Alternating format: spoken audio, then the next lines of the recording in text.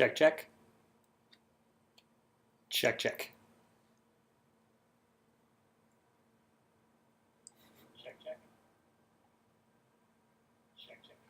All right, audio verified. Good morning, everyone. My name is Ross Shabilsky. I am the founder of D20 Studios, an indie game development studio based in Salt Lake City, Utah. And our current project is called Summoner's Fate. It's a top-down fantasy adventure deck builder. It's a combination of a tactical RPG, a card game, and adventure exploration game. And we have been streaming now for the past month and a half or so, showcasing some of the development. Real quick, I'm going to point out where you can find out more about the game. This is our website, summonersfate.com. Last week, we launched our pre-release. So if you're interested in playing our game before the official worldwide launch and contributing to our player and community feedback that we've been incorporating here on the stream, you can do so on our website. And the game is currently playable on all of our target platforms. So if you're interested, this is where you can check that out. It's really fun, super exciting. We've got multiplayer in there. We've got Battle versus AI. As you can see, we've been to a number of events. And that's where you can go to find more. And so one of the great things about Summoner's Fate is the pillar of my studio called community-driven design. And this is where I like to take and incorporate player feedback, but not just listen to the feedback, but really bring you guys in to our development process by inviting you here to partake in conversations on our Discord and here on our Twitch stream. And that way we can make a game that is truly what players want, and everybody who's a part of that conversation gets to have a stake in that. And I think that makes games all the more meaningful. It's a level of service that I think is rare in this industry today, and something that more folks should be doing, because it creates a much better personal experience with the games we play and gives everyone a chance to have a voice. And we've been doing this now since the inception of the project. I started with a small group of players from our first game called Hero Mages, and that was also a tactical card-based game similar to Summoner's Fate, and this is in fact a successor. And we leveraged that group. We did weekly hangout chats where I'd actually talk and do video chats and share, listen to the concerns of the players, and then incorporate that here into Summoner's Fate. And since then, we've been also incorporating these in our daily updates, asking for feedback on everything from choosing our game music to choosing specific art styles to helping us decide gameplay mechanics. And our game has really grown and improved as a result of the feedback. So thank you for those who are joining us and have participated in the past, and welcome to all new viewers who are seeing us for the first time. I'm glad to have you with us today on our development stream. So today's episode is going to be about addressing some of the player feedback on gameplay balance. And specifically, it's come to my attention that one of our most integral features that's very unique to the Summoner's Fate tactical combat is called our combo system. And you can actually see a little demonstration of that here, where we've got 3 characters fighting a very powerful enemy, this mountain troll here. And you can see as the barbarian there is moving in position to knock him back. And a lot of games use the so-called knockback mechanic to push units on the board. And we've taken that to a really cool level with our game, where it's not just a positional change, but it actually ties into the tactics of your team members. So in this case, when a character is bumped into a teammate, it's going to trigger a bonus attack called the combo attack, which can allow you to have a sum greater, I forget how to say that, the sum greater than the total greater than the sum of its parts, I think. Yeah, I always trip up on that statement. But that's the idea, and it creates a really satisfying thing in the actual game. It's got the combo effect going on. It feels really good when you get all this bonus damage. But in the same token, it can be a bit unforgiving maybe, or overpowered, I guess is the perception I'm hearing from our players, particularly in conjunction with some of the other abilities in the game, where the combo attacks can be exploited to effectively win within the first or second turn without the opponent player having really a chance to react or adapt to it. And so one of the great suggestions our players had was to try something to limit it without necessarily hindering the unique aspect that it has within the game. And so today, I'm going to attempt to do that amongst a number of other balance changes to help improve the quality of our build, and then deliver it back to players in the next build and see how those changes feel and whether that addresses the concerns or not. And that's kind of how we do things here. Just very small incremental changes. You don't want to change too much at a time, just enough to see that the feedback was received, responded to, and that we have some change and improvement as a result. So specifically, I've got my list up today, and we're going to start with that. So incorporate balance ideas suggested by players. After triggering a combo attack, the suggestion was that we exhaust a unit's orders for that turn. So that unit that triggered the combo would now no longer be able to further move, attack, or use support abilities that turn. That's a very key thing here because initially I felt that this feedback might really hinder the combo attacks. But after thinking about that, it actually does balance it better, but it doesn't fully take away from the effect, because part of the issue with our combo attacks that also caused confusion was that when a combo is triggered, if that character who triggered it, let's say in the case of these characters here, if they still had an attack left over, they would be able to then also attack again, which would effectively double their attack within that turn, and that's really where the concern was coming from. Now, if we take away the ability to make a secondary attack, you can still initially move them into attack or put them in position to trigger the combo, but now they can't simply get a free, easy double attack in that turn. You still get to take the other advantages into account, such as when a combo attack occurs, there's no retaliation, so you don't have to worry about getting struck by the troll after you do the combo. And you also get the effect of being able to advance further than you might normally to put them in a position where they could strike with the combo where they couldn't normally strike with the regular attack. And you still get that very satisfying feel. So I think this is a really great suggestion, and we're going to attempt to integrate this today. So we do all of our content design for the game within this custom engine tool that I've built for the purpose of developing Summoner's Fate.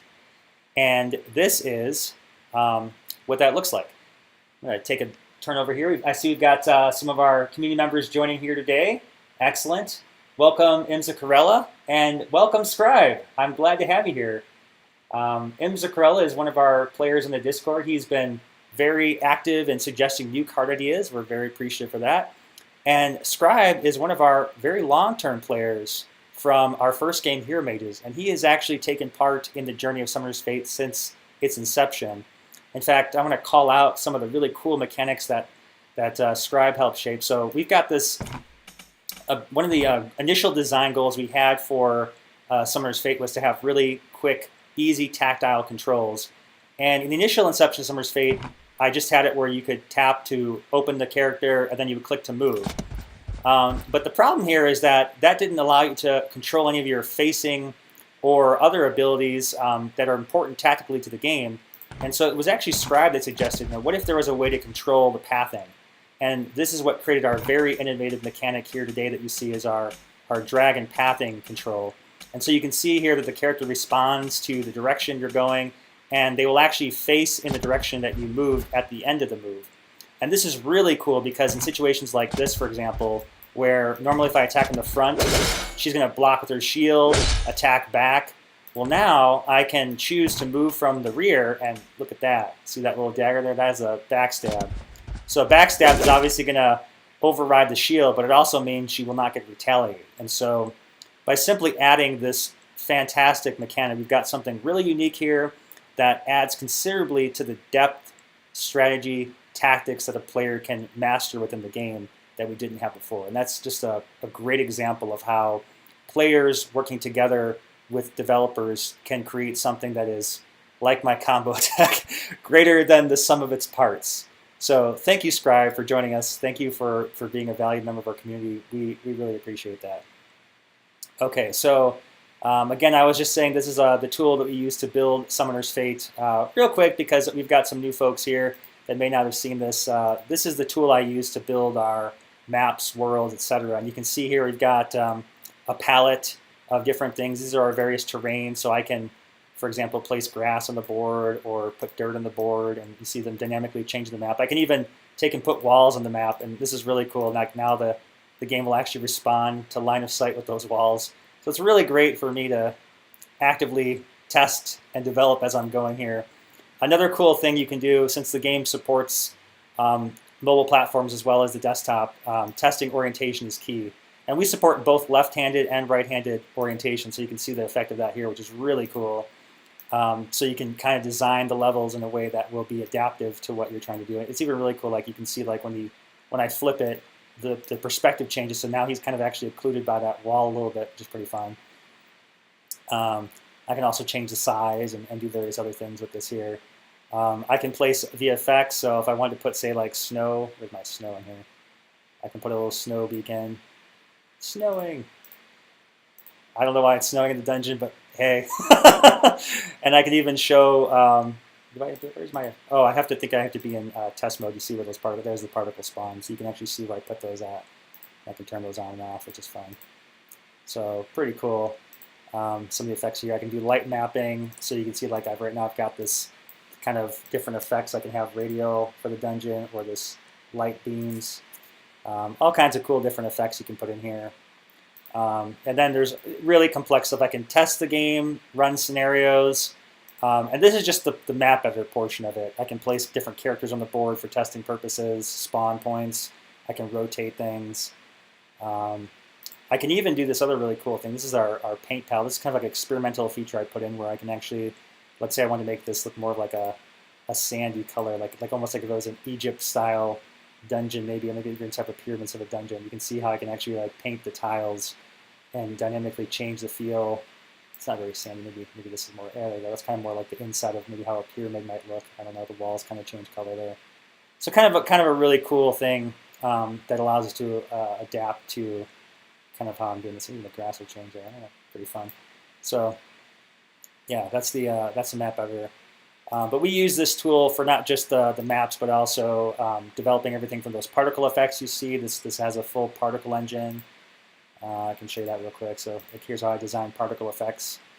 And this gets really crazy, but you can tweak all these little values to create very different VFX and have it kind of, I forget how this thing works. You put a duration in there that lasts for so long. So you can kind of poofs and poofs out.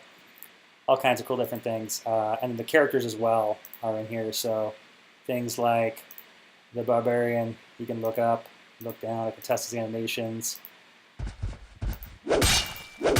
and program all of his sound effects and abilities, and then these all link back to triggered abilities and so forth. So it's very integral tool. It's basically a full-on engine used to deliver and build and construct all the game's content. So very excited to share that with you. Okay, so now we're going to get to our first agenda again. Sorry to sidetrack there, but just thought I'd give everyone a chance to kind of get a sense of what we're doing here. We are going to attempt to adjust our combo system so that when combos are triggered, they're going to prevent the ability to move and attack after they've been triggered. So let's go back to one of these levels here. Let's go to let's just play on the grass real quick. Okay. So I'm actually going to change my team configuration a little bit. I need somebody that's got knockback so I can really demonstrate how the combo system works, and then we kind of go from there. So let's get a Barbarian, and let's get a Treant. This will make it really apparent how this works. Okay, and there we go. Let's start this. I guess this is fine. Okay. Okay, so we're going to put the troll up here. All right, so what combo does is when something is knocked into something else, it's going to trigger the attack. So I have to get him in a position where he can trigger something and kind of see how this works. All right, so I'm going to set this up really cool. Okay, so the rules for combo is that the character has to be knocked next to, and the character has to be within their peripheral vision. So if you knock them into the rear, they're not going to spin around. But if they can see you on their peripheral, they will attack. So right now, this is not going to work because I need to put something there to block this one. The Treant has a very powerful knockback. This is one of those players who just did things where he initially started off with kind of like a one-space knockback, and everyone was like, wouldn't it be more fun if you just threw across the map? And so we did that, and it is a lot more fun. All right, so he's going to knock him, which is going to then trigger one of these two guys' combo attacks. I'm not quite sure who will go first. I think it'll be the Barbarian. We'll then knock it into the Druid here. Combo! Oh, I guess the dog went first. Okay. Combo! And that is why combos are awesome and very powerful. I should make sure I have the test setting for Explore mode on so that I can undo this if I have to. Force Explore. So that will make it so the game doesn't prematurely end. I can stay in and do those things. Okay. Anyway, so the concern I have, though, or the players have, is the situation where you might knock somebody into somebody, and then they'd still also get to attack. So I'll kind of show you what that looks like here, so we can kind of get a sense. Let's scroll up there. Okay. Let's move them down just a little bit more. Okay. So 1, 2. Okay, so see how this Barbarian here is still looking up for orders. He's already triggered his combo attack. And the concern here now is the players had, now he can attack again, effectively doubling his attack. And that's really where the OP-ness of this is coming in. It was already powerful enough to set up that chain and ping-pong this troll around the map.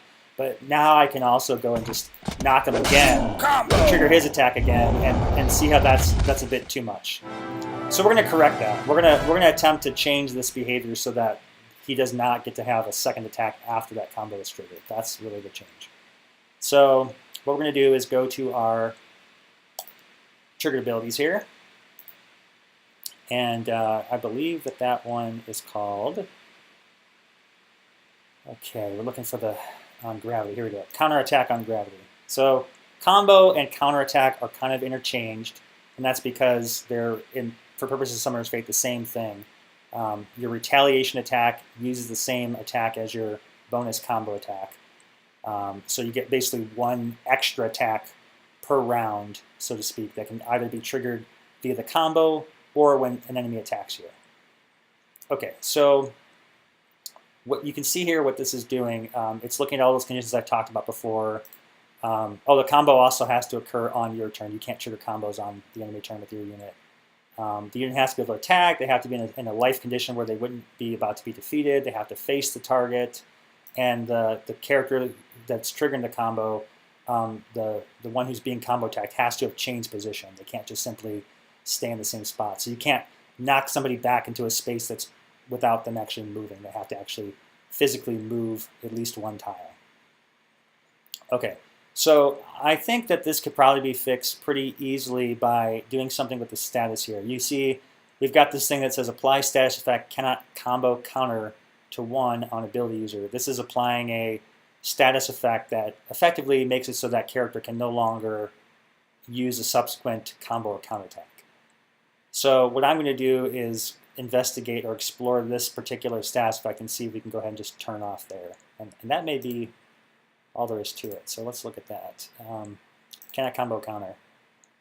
Okay, so you can see here we've got the cannot combo or counter attack until next round. That's what the status effect describes. Okay, and it's turning off the ready stance. Ready stance is what allows you to use the combo counter. And what controls your orders is an attribute called activation used. So activation used is basically a way of saying, like, I've commanded this character for the turn. So initially, activation used would be set to 0 at the start of each turn, which causes the characters to look up and say, player, my decider of fate, what shall I do for you? Right? And what we want to do is turn that off. So we're going to say that after the combo is triggered and this status effect is applies, we're going to stick on a activation used of 1. And I think that may be all we have to do. And if that's the case, this is a really simple, easy fix. Let's hit save. And go back to our maps. And go to, where's that one? Let's go that one, the grassy one again. Grass World. Okay. Start game. Okay, so again, we see the characters look up. All right, we're going to bring Troll down here. Okay. All right, so what we expect is that we knock the Troll into Barbarian. He's going to counterattack, but after his counterattack, he should lose his little indicator triangle, and he should look down because his orders would be exhausted. Let's see if that works as expected. Combo! And he did. Excellent. All right, now I think I'm in test mode, so I can still move him. But if I turn test mode off, I should now be able to. Yep, no moves available. That's good. So that's that status effect we were talking about before. You can see here that it says can't combo or counter until next round. And you also see that he's got this little like sword with the crossed out. That's kind of like your other indicator visually, aside from the fact that he's no longer like, you know, get his sword up ready to hit somebody. He's done. So he can no longer combo this turn, and he's also lost his regular attack ability this turn. So he can't do anything more. Okay, so that is a pretty substantial balance change. That changes kind of dramatically how the combo attack can be used, and it vastly simplifies the number of attacks that can be made in a single turn. Real quick, it just occurred to me I could show you guys an example of where this combo was previously very abusive. This is our YouTube channel. I'm going to go here, and hopefully it will stream a video okay for you guys. But the one I want to look at is this one here. One of our players pointed out a really great situation. They said, hey, so I was playing against the AI, and they beat me on the first turn. I never got to do anything. I just lost. And I said, wow, pretty incredible. But let's watch and see why this happened. So here we've got the AI playing. They summon the tree with that super knockback. Let's turn this sound down a little bit. The tree knocks the Lich King, and it triggers a series of combos. And there's the problem right there. I'm dead in the first turn. That's not very fun per se. I mean, it's amusing, but also not very fun because there was absolutely no chance to do anything to defend ourselves. Right? We couldn't even have a chance at recovery. So I'm going to pause it right here where the issue would have been mitigated. All right. There. Okay. So in this particular case, we saw that the bear attacked. Okay. And the other one triggered their combo. Now, the key thing here is that this character, with our change, would not get to attack again, and nor would the other character here. And so that would have made it so that my Lich King would have survived because I wouldn't have had those extra double damage from the regular attack on top of the combo. So this is a good example of where I think this change is going to improve the gameplay balance while still maintaining the very unique feel of the combo. Okay. Any questions from our viewers about what we've accomplished here so far today that I can help answer for you guys before we move on to our next agenda? All quiet in the chat. Okay. Well, I'll continue to glance over in case you guys have any commentaries or questions. But that one's been successfully accomplished. So I'm excited to see how players receive that in the next update, which I hope to have out this week, actually. Okay. So our next item is going to be to prevent backstab from triggering on combo attack.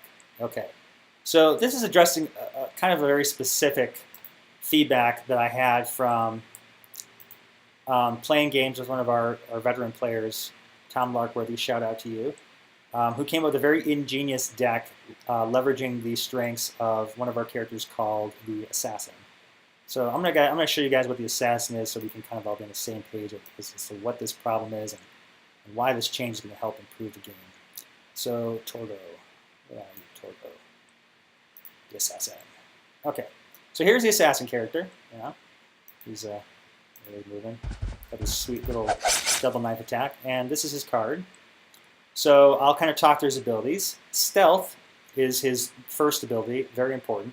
Stealth is a power that makes it so while he is cloaked, the other opposing player cannot see him, has no line of sight to him, and therefore cannot target him for things like attacks or direct spells. He is still susceptible to things like AoE damage. If an explosion goes off, he'll get hurt like normal because that doesn't require line of sight. But anything that requires line of sight, he cannot be targeted. That makes him incredibly difficult to kill, hence his rather low life of 8 relative to other heroes, but he's still one of the most easily survivable characters. Stealth will go away as soon as the character does something like cast a spell, attack, or whatnot. But he also has another ability called Wreck, which reactivates his stealth. So Wreck is an ability that triggers when he defeats an enemy unit. So as long as he defeats whoever he's attacking, he'll go back into stealth. Hence the assassin nature of But finally he has a last ability here called Backstab, and this is what really makes him the assassin. Backstab is an ability that triggers when you attack, not surprisingly, somebody in the back.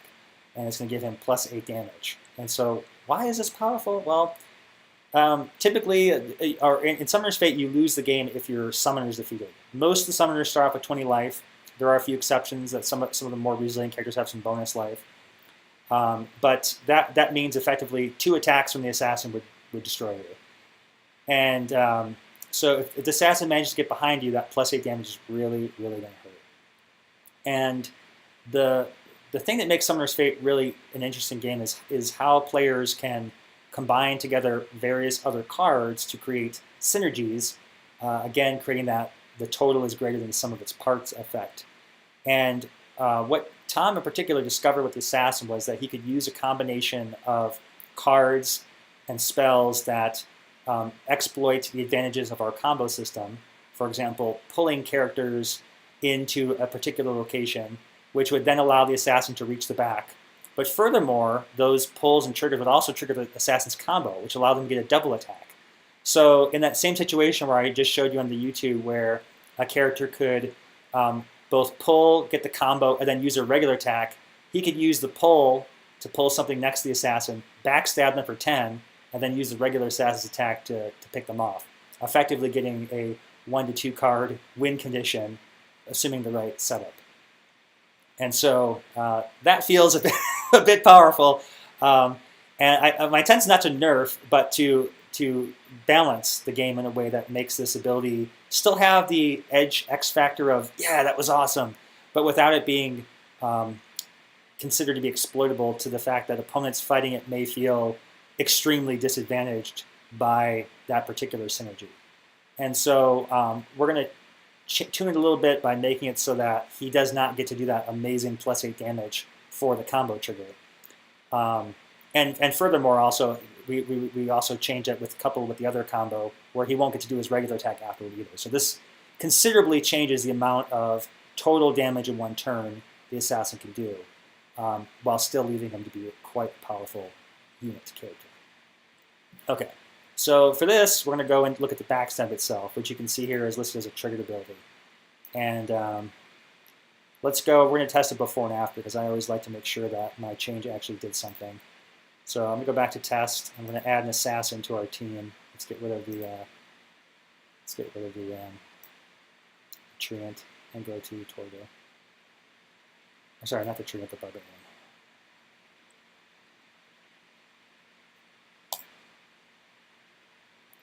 Okay, stuck it. In fact, you know what? I'm going to also get a spell out here. I feel like this would help a lot to have a...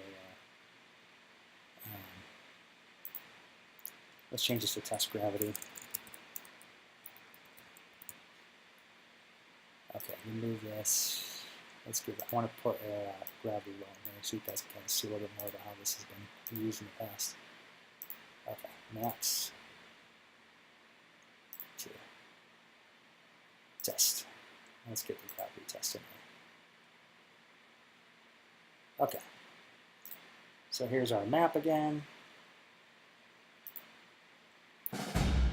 Okay, so let's see how we do this here. So Gravity Well pulls all enemies toward target space anywhere on the board. Combo! There we go. So that was that amazing combo with the assassin. Because it did the backstab, it did that +8 damage to him, thereby defeating the Combo! player to one shot there. Okay, so what we're going to do now is change that so that that backstab doesn't trigger unless it was initiated by a regular attack. Alright, so again, here's like regular damage, 2, and assassin damage, 10. Okay, so we're going to go ahead and change this. Let's go to that backstab power. Triggered abilities, backstab, plus amp damage. That's the one we want. Okay, so up at the top here, we have conditions for this ability, and we have the event that triggers it. So backstab triggers on preemptive, which means it's going to inject itself before the action resolution step. And preemptive is a cast event. So whenever an action is used, it initiates a cast event. And the preemptive is a place that injects it just before the event happens. This way you have a chance to modify that action in some way. Counter spells work this way. If you're going to counter spell, you would inject preemptively, hit the counter flag so that when the action goes to resolution step, it just sort of fizzles out. In this case, we have preemptive. We're looking for the event activator, the person who's using the action is in fact the ability user, that the ability user faces the back of target, and that the type of attack or action is attack. And then what's happening is we are boosting the target as the event action. We are adding attribute boost damage by 1. This 1 is multiplied via the character assigning it, which in our case the assassin sets this to 8. That's why this says amp damage. So amp reflects whatever the amplitude or modifier we pass in from the character using the ability is set to. Okay, so really what we need to do is add a new condition here, so that if the attack is initiated via a triggered condition rather than a order condition, that we don't want to apply this ability. Okay, and so to do that, we're going to add a new condition, new, and I want to do a new trigger subject. In this case, the event action is what we're looking for. And I want to look at its properties. And I believe the one we want here is action context. Okay. And we want to say not equal to, and we're going to look at the action context here. So these are the various contexts an action can have. Actions have both a type and a context. So a type could be things like it's an attack, for example, as a type of action. Or a move is a type of action. Or a spell is a type of action. A context is which method was the action triggered through, okay? So a move context would mean that it's using the context stored in the action's move, which is specific to move controls for that character. Player, spell, they're similar, but not quite the same. Ally would be like a support ability. So in this case, triggered is the context we want, which means that the action was initiated via a triggered ability and not something that was ordered directly through a player commanded context, like attack. So yeah, melee would be the context normally used to attack something by a player. But triggered is the one we want here. So we do not want to trigger backstab when the action context is equal to triggered. Okay, this will make it so that the assassin can only use backstab when you specifically order him to attack from the rear, not just have him bump into characters, which makes sense, right? I mean, if he's going to be an assassin, he's going to attack, you are deliberately making a move to attack. It's not something where it's like, hey, this guy was thrown at me. Now, I mean, I guess you can make that argument too, but that's the story I'm going to tell. It's like, he's got to be ready and plan the attack and the strike. He can't just have a guy thrown at him to assassinate them because there's kind of a jumble there. I don't know. Makes sense, right? I don't know. Okay, so save. And while we're here, I'm going to go ahead and also apply that to some of these other abilities here so that they all kind of behave the same. So we got another backstep here. Let's do the same thing. Trigger subject. Trigger subject. Event action. We want property. What's this one called again? Property. Action context is not equal to attack type, action type. What did we say that was again? Action context. Triggered. Event action dot action context trigger. Okay, let me just make sure those are the same. Yep, good. And then one more of those for the stealth. So he will not get to go back into stealth for a combo attack either. Okay, so trigger subject, event action, property, action context is not equal to, oops, action context triggered. Okay, so let's just make sure all those look the same. And they do. Okay. All right. Now, as always, we test to make sure that the work we did behaves as expected. Always test your work. Never just throw anything in the game assuming it works. Never, because it almost never does. All right. So here we go. We are going to spin her around to the rear. And we just use our gravity roll here. Combo! All right. So notice this time, couple things. It did not do the bonus backstab, so that seems to achieve what we wanted. He did not re-stealth because he didn't defeat her. I kind of want to test to make sure that also works. That he does not get to redefeat. So let's bring this snake down.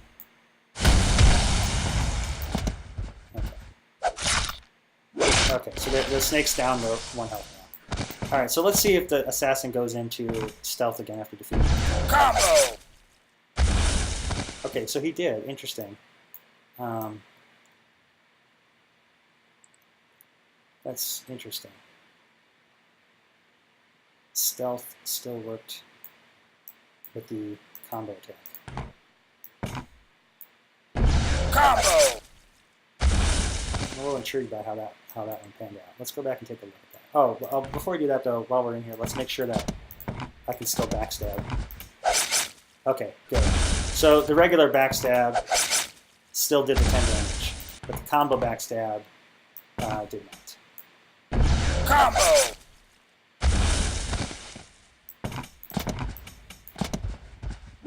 Oh, he only gets 1 combo per turn, so let's hit the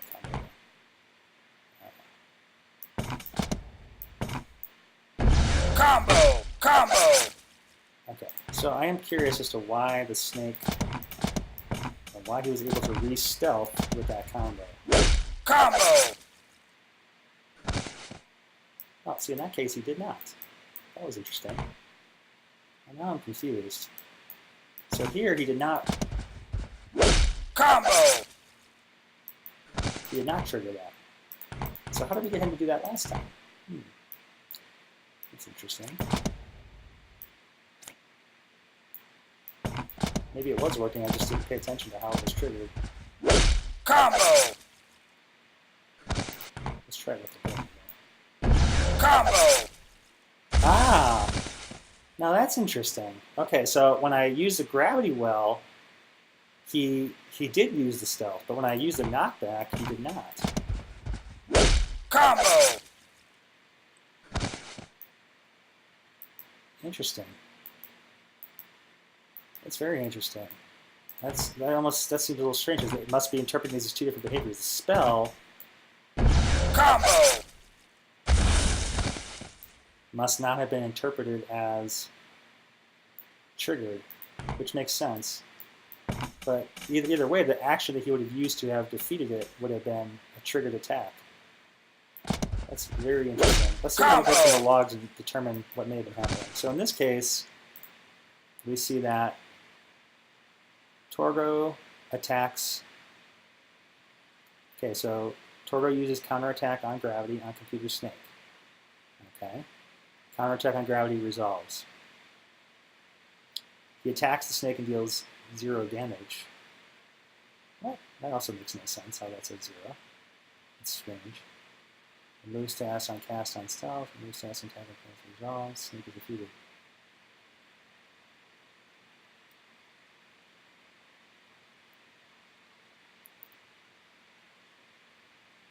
Interesting. Let's take a look at what happens with the other one, the spell. Gravity. That is very interesting. Combo! So Gravity is able to do it. So let's see what's different. Okay. So, and here it says he attacks the snake and deals 1 damage. And the other one said 0, which is very strange. Oh, I see what it is. I see how this happened. Okay, it makes sense why he dealt 0 damage. In this case, damage is referring to the amount of life depleted.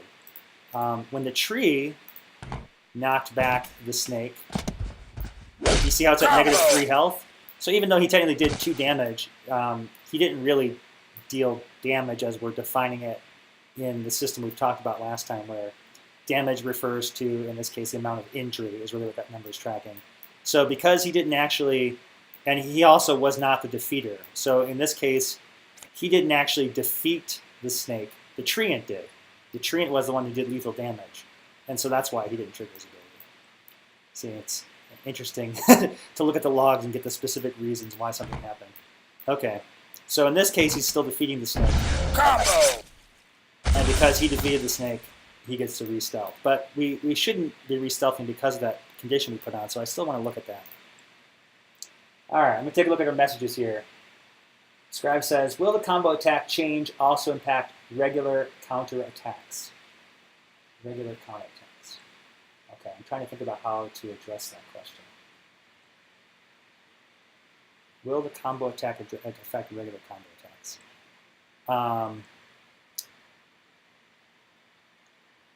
Technically, it does. Well, actually, yes. So what we did to change the combo attack was because we put that modifier on the can't combo or counter attack status effect, using a counter attack would effectively trigger the same effect. But because you can't counterattack unless you've been attacked, I don't know that it'll have any actual gameplay impact because you counterattack the enemy when they attack you on their turn, and on your turn you'll reset to restore your counterattack ability. So I don't think that will have any impact. I'm trying to remember if there's any way in the game that you can somehow force an enemy to attack you to trigger a counterattack. And there may be cases of that. I'm trying to think if you could mind control someone to do that, maybe? No, because even then you would still be attacking not your enemy, the enemy, not yourself. If it were possible to counterattack on your turn via some spell or other mechanism, then yes, it would affect that. You would lose your ability to move and attack afterward. All right, the snake is already dead when he. Oh, okay. See, and I should have looked at the chat earlier. Scribe had already figured out why why it wasn't triggering. Yes, and so there you go. I spent all that time, and Scribe had already saw the answer. Silly me. Okay, I'll try and pay close attention to the chat next time before I go on my thought process. Okay, so let's go look at that.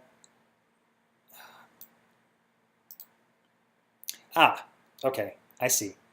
Well, in this case, it was the backstab stealth ability we changed, not the other one, which was the Rex stealth. So Rex stealth still goes into here. So we could also change it so that when the character triggers a kill, he goes into Rec. I'm trying to think if we even need that level of it, though. Is that really a balance concern that the assassin recloaks after defeating somebody via a Rec? We've already handicapped him quite a bit by removing his backstab ability. Do we need to remove his Rec ability? And furthermore, if we were to change his specific ability, then it would also make sense to change all the other Rec abilities. And I don't know. I like the idea that if you defeat somebody via a combo with the Yeti, he gets his +1 or +2 or +2, whatever he gets for a stat. So I actually don't think we need to change that one. It was specifically the knockback we were trying to target, so let's leave those alone. We're going to say that the new rule is knockbacks must trigger, or sorry, backstabs must be a ordered ability, not a triggered combo ability. But Rec is a separate ability, so we're going to leave this as is. So that being said, I'm going to say that we effectively completed that agenda item. So I'm just going to make little markers here. The first item is done, and our second balance item is done. The next item on our agenda is to make it so that freeze should reveal stealth units. Yeah, this was one I definitely struggled with, where you might use something like a Cone of Cold, which is a AoE effect spell to flesh out an assassin so that you can freeze him. And it seems odd to me that a frozen assassin could still maintain stealth ability because, hey, there's a giant ice cube of a dude there. Why can't I see him to attack him, right? So this is another way to kind of give some. I like to call our balancing system for the game like rock paper scissors, right? Like stealth is really powerful, but it needs to have something that naturally counters it so that it's not a unstoppable meta of destructibility, right? It can't be the most powerful thing and nothing else can beat it. We need to have ways to counter it. And ice AoE spells that could freeze him would be a great way to turn that strength into a weakness where he's now basically vulnerable to have everybody jump on him to take him off the board. So we're going to go ahead and create some testing conditions to examine this further.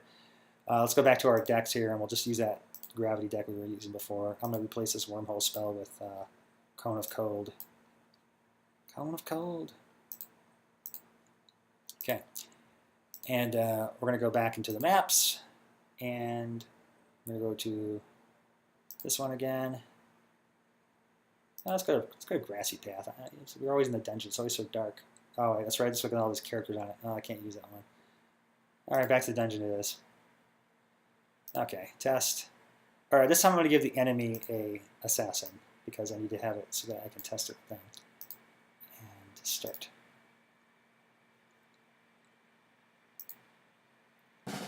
Okay.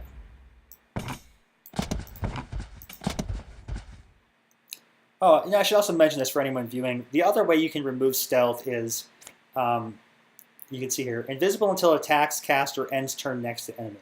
So I wanted to have this thing where like you actually had kind of like the sneaking element in the game a little bit, so that while you're moving around the map, you actually have to be conscious about how you're navigating with characters. If the computer were to end his turn and this character were next to mine, this guy would then detect him. So it kind of makes it where you have to be very conscious about where you're moving the stealth character, and to avoid being detected, you have to end your turn away from any adjacent enemies.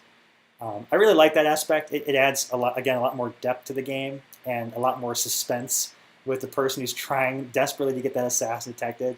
One of my tactics I often do to try and fight against the assassin is just to like basically try to pin him with a bunch of characters around him, or I'll use a taunt unit that also makes it so he can't move away, so that he gets detected the next turn.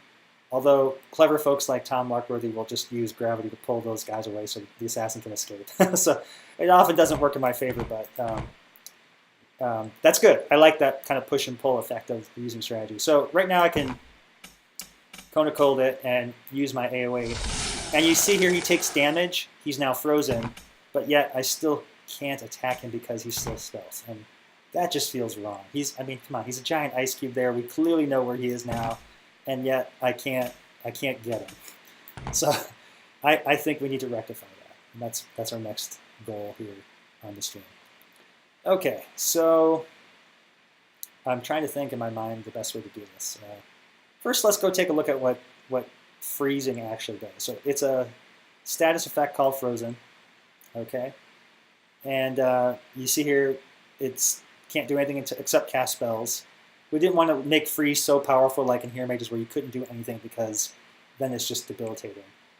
So we make it so you can't move, attack, or use abilities, but you can still cast spells if you're the summoner while frozen.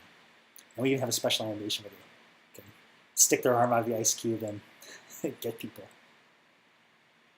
Okay, so what it does makes it so you can't attack, can't move, can't use trigger abilities, can't use special actions, can't block, can't ready, can't do anything basically except cast spells.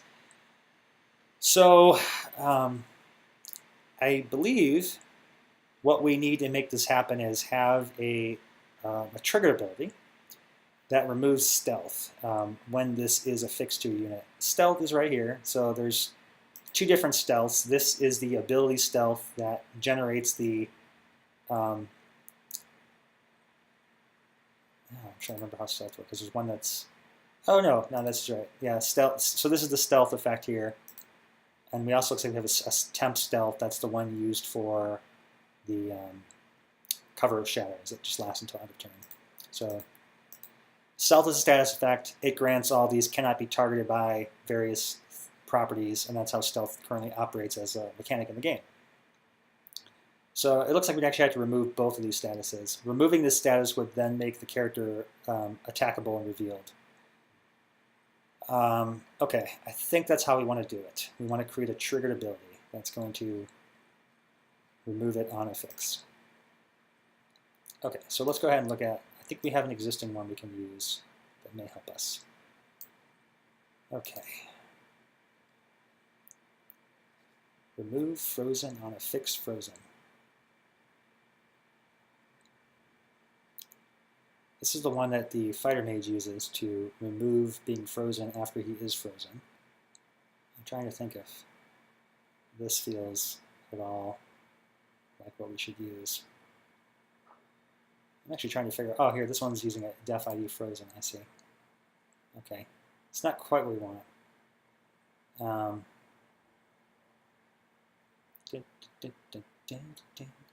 We're going to copy this, and we're going to type in remove stealth on a fix frozen. Okay, now we're going to tweak this a little bit. Remove stealth on a fix frozen. Okay, here we go. So the first thing we need here is, I don't think we want to do it this way. So this ability will be inherently nested within the frozen.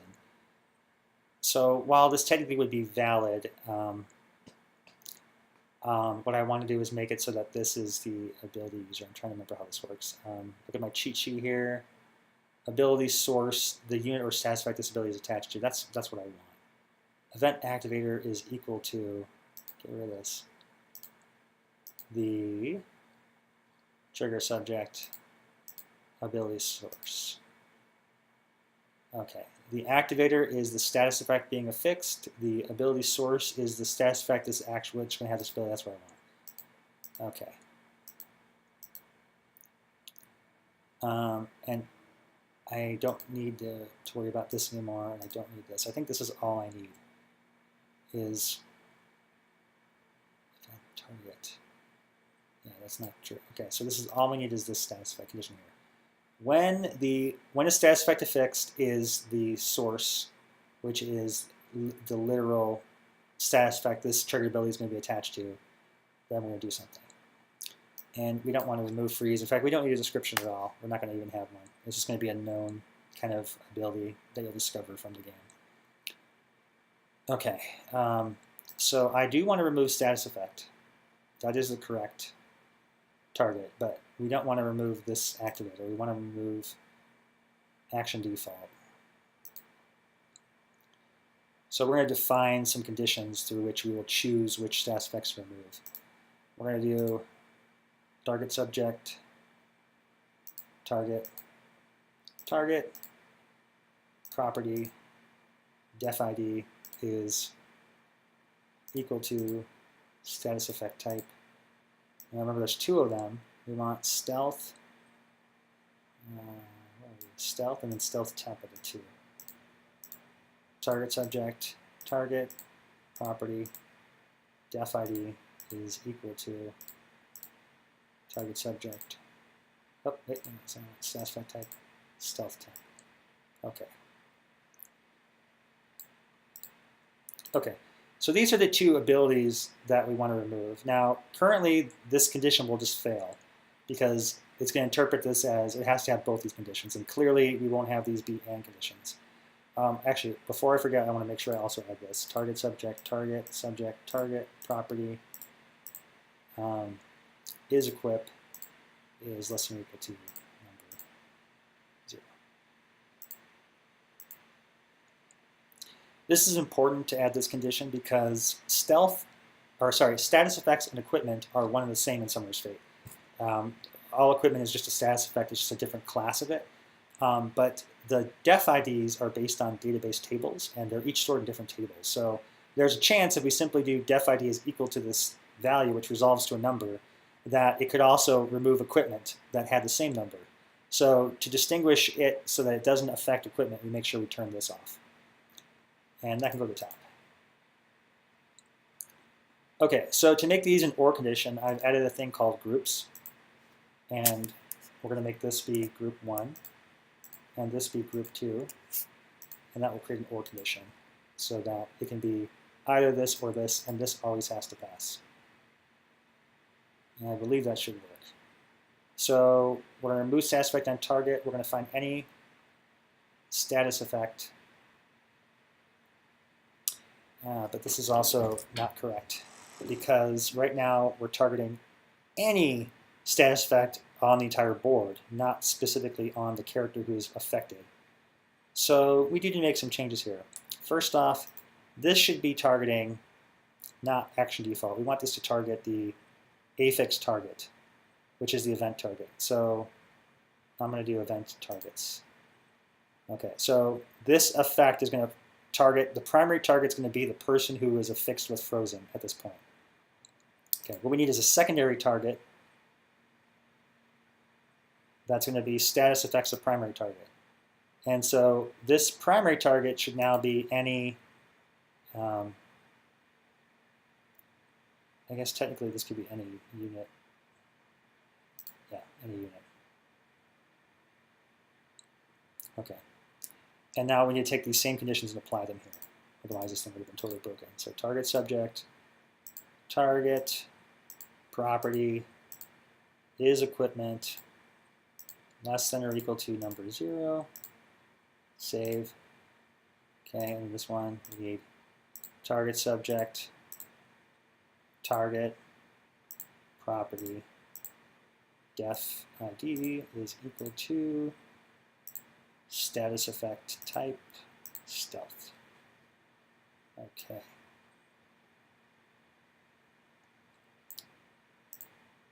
Save. Next one is target subject, target, property, def ID is equal to status effect type, and this should be the stealth type. And we're going to make this be group 2. Save. This one should be group 1. Save. And let me just compare these. These are the same things. Yes, let's remove all these. Okay, so I believe this will work, but I always get confused by how my grouping system works, and sometimes I run into issues. But we're going to attempt to test this and see if it does, in fact, behave as we expect. All right, so let's save this effect. Oh, also, we don't need any sound effects on this. This is not going to trigger any kind of sounds or anything else. I want this to just do its thing. I also wonder if we should just go ahead and make this be execute on trigger, which means it'll just... Execute on trigger is an interesting property. This basically means it happens in conjunction, in line with the effect happening. Otherwise, it's going to get added to the stack, and then it could potentially delay the triggering of it. I want this to happen immediately when the execution happens. So it's all part of the frozen effect, essentially. Okay, so we're going to save this. And now we're going to go back to status effects frozen. And we're going to give frozen this ability that says, what was that trigger ability again? Remove stealth on frozen. There we go. Okay, so now frozen has its own triggered abilities. And we're going to see if this works. I hope it does, because there's a lot of questions I have about when this thing activates abilities and stuff like that, but I think that's going to work. Okay. So let's go back to our maps and test. All right. Go to procedural 2, and let's fire this up. Okay. So here's our assassin. We're going to attempt to freeze him with the cone of cold again, and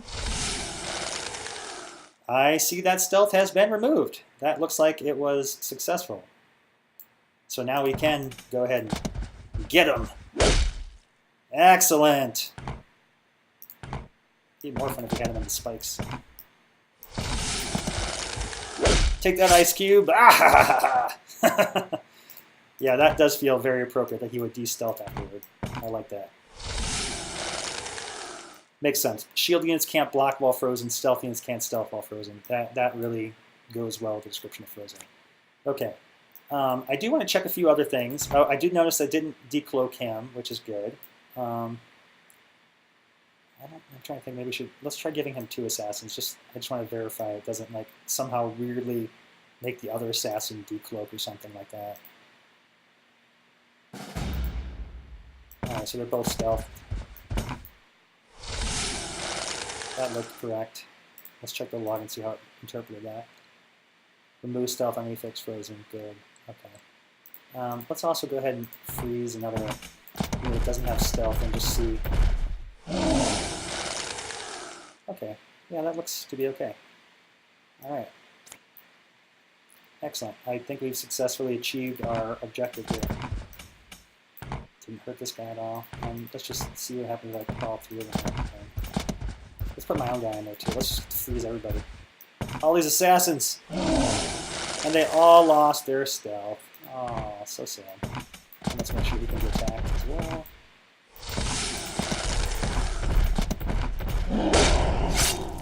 Good. Okay. So there we go. We can consider that one done as well. That was pretty painless, actually. So done. Okay. So to sum up, we created 3 balance changes here today so far on based on player recommendations and testing. After triggering a combo attack, we will exhaust the unit's orders for that turn. We now prevent the backstab from triggering its ability when used with a triggered action such as a combo attack. And we now reveal stealth units when they are frozen. So 3 pretty key changes to the balance that will help improve the game based on player feedback. Again, thank you to our pre-release players who have helped provide these suggestions. I think, again, these types of things move us forward in the right direction toward making a much more solid, much more enjoyable game experience for everyone. Okay, so we've got still about an hour and a half left in the stream, which is awesome because that gives us some time to explore perhaps implementing some other cards within the game. And for that, I thought we would just kind of maybe go through and examine some of the cards in the game. I don't have a specific agenda because really I kind of planned that these might take up the whole time, and they didn't. This is odd. I'm used to things taking longer than expected, not less time than expected. And usually we're like up to the wire here, so this is a pleasant surprise that things just sort of worked out. I'm happy about that. So I think what we're doing now is we're going to fire up the game. This is probably the best way to showcase cards en masse. And we're going to look at some of the cards in the game and maybe determine some cards that I could implement for the next version of the build. So this is the game campfire screen. For those unfamiliar, this is sort of like the home base where we've got the different aspects of the game to explore. I designed it this way because static menus don't feel very inviting. Frankly, I think they're kind of a dated relic of games in the past that were very heavily UI driven. I like to have things more immersive driven. I think that's sort of the modern style. It makes you feel like you're part of the world. Although it's kind of funny, it's really just a mask. You see, like it's kind of zooms in. Now you've got menu options, and now this really looks like a menu. But it gives you that kind of inviting illusion. Really, is what I'm looking for. So to speak. Okay, so this is our card collection where you can see you can flip through all the cards. And during our pre-release, I just have all the cards unlocked. Summer's Fate is unique. Originally it was going to be a free-to-play game. I decided that violated every principle of design in my core about what I wanted to achieve for an experience that was intrinsically motivated about exploring creativity, not about it grinding to get power. So I changed the game's model to a premium model and a DLC expansion-driven model. And so when you buy the game, you get all the cards. Normally, I will have a progression. We have a single-player experience plan. That will be the next thing I'll be focusing on once I've kind of addressed this initial bugs and feedback from our current pre-release multiplayer.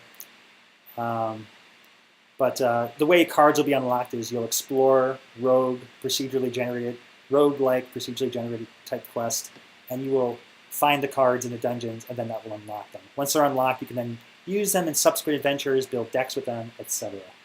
But for the purposes of the pre-release right now, everything's just unlocked because I want to get as much feedback as possible about the balance of the game. The cards that are not available, that are darkened here, are not available because they have not been implemented into the game yet. So they're actually not functional, and that's why they're not in here. And that's what we're going to be looking at today, is looking at cards specifically that aren't functional. So I'm going to put a filter, and I believe the status I want is card status, equal to 2. Is that the one I want? Nope. 2 is the ones that are implemented. I want the one that's 1.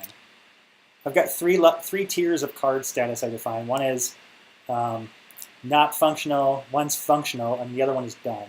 I have not classified anything as done yet. I'll consider things done when they've gone through a final quality pass for VFX and polish and all that.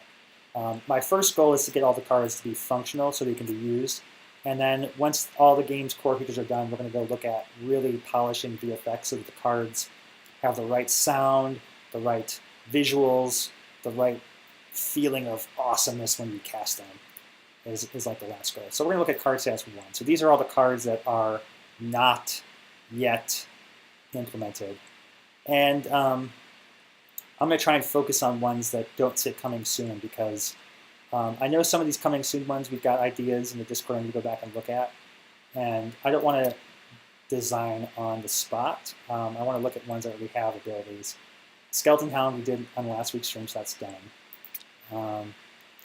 probably what we're going to be looking at doing is honestly going to be some spells. So let's even further this down to spells. Okay. Okay, so what are some easy ones we can maybe jump on and implement here? This one's not so easy, but I kind of like it. Whenever target enemy deals damage, their summoner loses this much life. So this is kind of a cool thing. We designed this card, and I loved how we did the Mummy Queen, and it was Imsicrello had suggested the Mummy Queen's kind of life link-like power, where the Mummy Queen heals your summoner as she damages, and the Mummy's Curse is almost the exact opposite, which goes with it. And this we had designed already from before, which was whenever the target enemy deals damage, their summoner loses this much life. So it's a great card to put on to somebody because it kind of, in a way, makes that character serve you a bit in the fact that they'll be hurting yourself, your enemy, as they are used to attack. So this might be kind of a fun one to do. Maybe I'll take a snapshot of this or something so I can remember which ones we pick out here. If you guys watching see anything here that really screams as like, yes, I want that character, or I want that card for the next build, like, feel free to let me know. Weaken's another interesting card. This is a low-cost card, but it's a very debilitating card. It kind of slows the opponents down, and I mean, yeah, may no longer counterattack. That's a really vicious. That alone is pretty powerful. But then the -2 as well. That's kind of an interesting one. I'll screenshot that one as possible to do. I'm also kind of looking for easy wins here in terms of what I can get implemented, so I can kind of add more content. I mean, I love this card, the Dragon Whelp. I honestly, I've been holding off on making this one here just because I've got the hatching VFX, but I have to figure out how to implement that in the game. But functional wise, I've been really wanting to do this one because I just love the concept of it. You summon this little egg, and we've got a dragon egg already made, and then after the egg is destroyed, you get a little dragon, and it's just. I just love the little dragon. I love dragons, and I really love baby dragons. So maybe we should look at this one. I don't know if I can figure out how to get this one in there. Okay, so we got Dragon Whelp. Just kind of looking again for other ones that looks like they'd be easy wins. Some of these I'm looking at are kind of cool, but I'm worried about like the VFX for them in the game. Like I have to create a specific thing that looks like a lightning flash, or it's just not going to feel right. Fire Trap's another one where I feel like I could implement this pretty easily, but VFX-wise is going to feel weird. Let's keep going here and see what other things strike out. I remember there was one in particular I had thought would be a good one, and it was the samurai. This guy. I haven't done a lot of celestial spells on the stream yet, but this one I had actually experimented creating the Swift Strike effect, but I haven't rigged it as a surprise yet. I kind of feel like this would be a fun one. And we haven't really done a lot of Celestial, so I'll screenshot this one too. This could be a good one to do. Checking the channel, see if anyone's got any comments as I'm scrolling through here. Okay. Now let's see. This one probably could be done pretty straightforward. This is really just granting ability. I can screenshot that. That might be able to get done really fast. Some of these I like because they're simply easy to implement, and that just gives you something right away, which is kind of nice. Okay.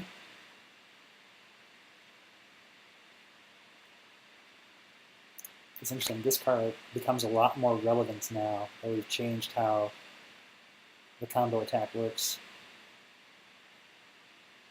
because removing that counter attack thing has a lot more prevalence. But I'm gonna hold off on that one for now. Let's see what else we got here. These cards get kind of complicated because we're summoning things. We haven't really set up the insects yet. I like the idea of adding the Poison Blade, which I feel like this one's going to require. I want to do this as an equipment. I feel like the best way to do this one would be to just equip a dagger that looks like that. It'd be kind of fun. Okay, let's see what else we got. Well, maybe not. I guess you could just technically just give somebody poison. Let's see, what else? Is that all the spells we had? Wow, I feel like I had more.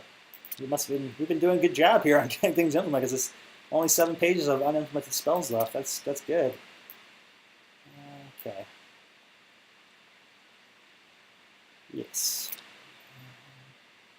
Real quick pass. All right. I think we'll. Unless anyone's got any strong opinions otherwise on the stream, we might go ahead and pick from those ones we've already started with there, and go with those.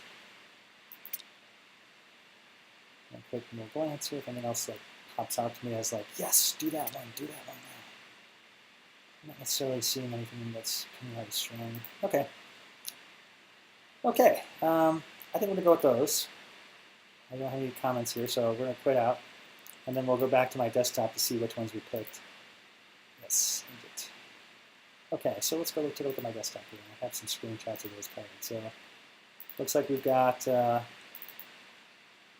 Vigilant, target ally gains Vigil. Vigil is an ability that basically means they have unlimited counterattacks.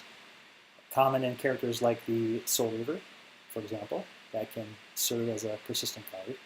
This is a very strong ability to give to characters because unlimited counterattacks is really good when you've got a strong character. So that could be a good one. We've got the Swift Strike, which I am inclined to try just because I've got sort of half of it ready to go. I just need to implement the surprise part of it. And that's also a really fun card. I feel like this may need to cost more for what it's doing. That's a pretty powerful ability for one there. The Dragon Whelp, again, this would be just adorable and awesome to have, but I don't know if I'm ready for all the VFX involved. And then Weaken, another great card that's going to just play into the necromantic, lich-like powers of the void spells. And then the Mummy's Curse. This one's a little bit more involved because it's going to involve getting some triggered abilities added to another character, but also in a kind of an exciting card that will just mess with people. Okay, so any of those 1, 2, 3, 4, 5 cards you guys want me to jump on first? So whatever card we put in here, obviously we'll make it to the next build. I'm planning on launching the next build this week, and part of that build fix will be fixing the DLC updates. And once the DLC update process is fixed, then I will literally be able to deliver cards to you while I'm streaming, which is pretty awesome. We tried it last week, and I found a bug. There was a pretty major bug with it, where the AI did not respect the new rules that were downloaded. But my goal going forward is that we will be able to obviously deliver content on the fly, over the air, during these streams. Okay, so if there's no strong opinions, I'm just going to pick one. And I'm feeling like for some reason I'm attracted to Samurai one. I want to give you this First Strike one because we haven't done a lot of Celestial spells lately, and this one seems interesting. It'd also be kind of cool if you guys kind of see how a surprise card gets rigged. So surprises in our game are cards that are hidden from the opponent when cast. So you can see that a surprise has been cast, but you don't know what it is. You don't know how much it costs. And all you know is that at some point when the condition's met, it's going to trigger. And so it's a really great fun card for just like surprising your opponent. Is really why it's called that. All right, so let's go ahead and first start by looking at what Swift Strike's going to do. Because I did implement a Swift Strike ability while I was doing some balance test a couple weeks ago. It does appear to be working. So the way I've rigged it is called, let's see. What did I call that ability? Anyway, call it Swift Strike, or I'm trying to remember what I called it. I'm looking for it in here.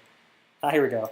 Counterattack on melee Swift. This is the one I have. And for just the purposes of testing this thing, why don't we assign this to a character so we can check it out? But what this does is counters before being hit by attack. That is the ability.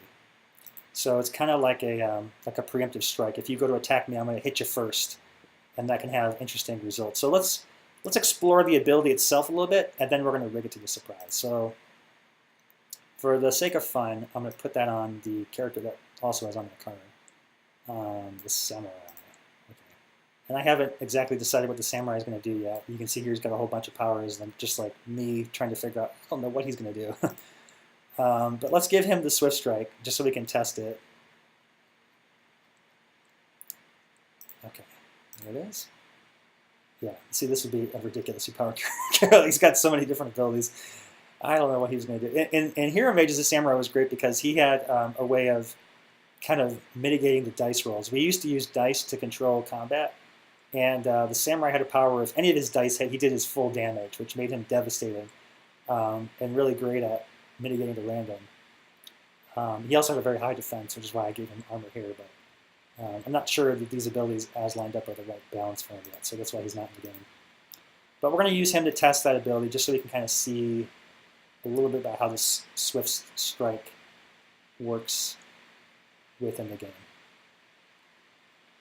Okay, so let's go to, let's just go to procedures. I don't know why I'm just drawing this one. For some reason, that's where I like to click on the map list. Okay, so let's go to the Samurai. Here it is. And I want to give him something that's kind of weaker so I can see how this all works with different things. Where's that snake? S-N. Okay. Let's give him the squirrel too, because again, I'm not sure how. Oh, squirrel. You would think, as the designer of the game, I would have a photographic memory of how everything in the game works, and that is not the case. It's actually quite difficult to try and maintain the mental models of all the abilities, all the powers, and how everything works. So I often have to kind of explore, to experiment, to remember how my own code functions. Especially with these new abilities, I haven't quite played enough games with yet. Okay, so he does 4, he does 1. We're going to attempt to have the snake attack him. Okay, so I think that's how we would expect a Swift Strike to function. And hence why this is probably not the best ability to have as a built-in all-the-time ability.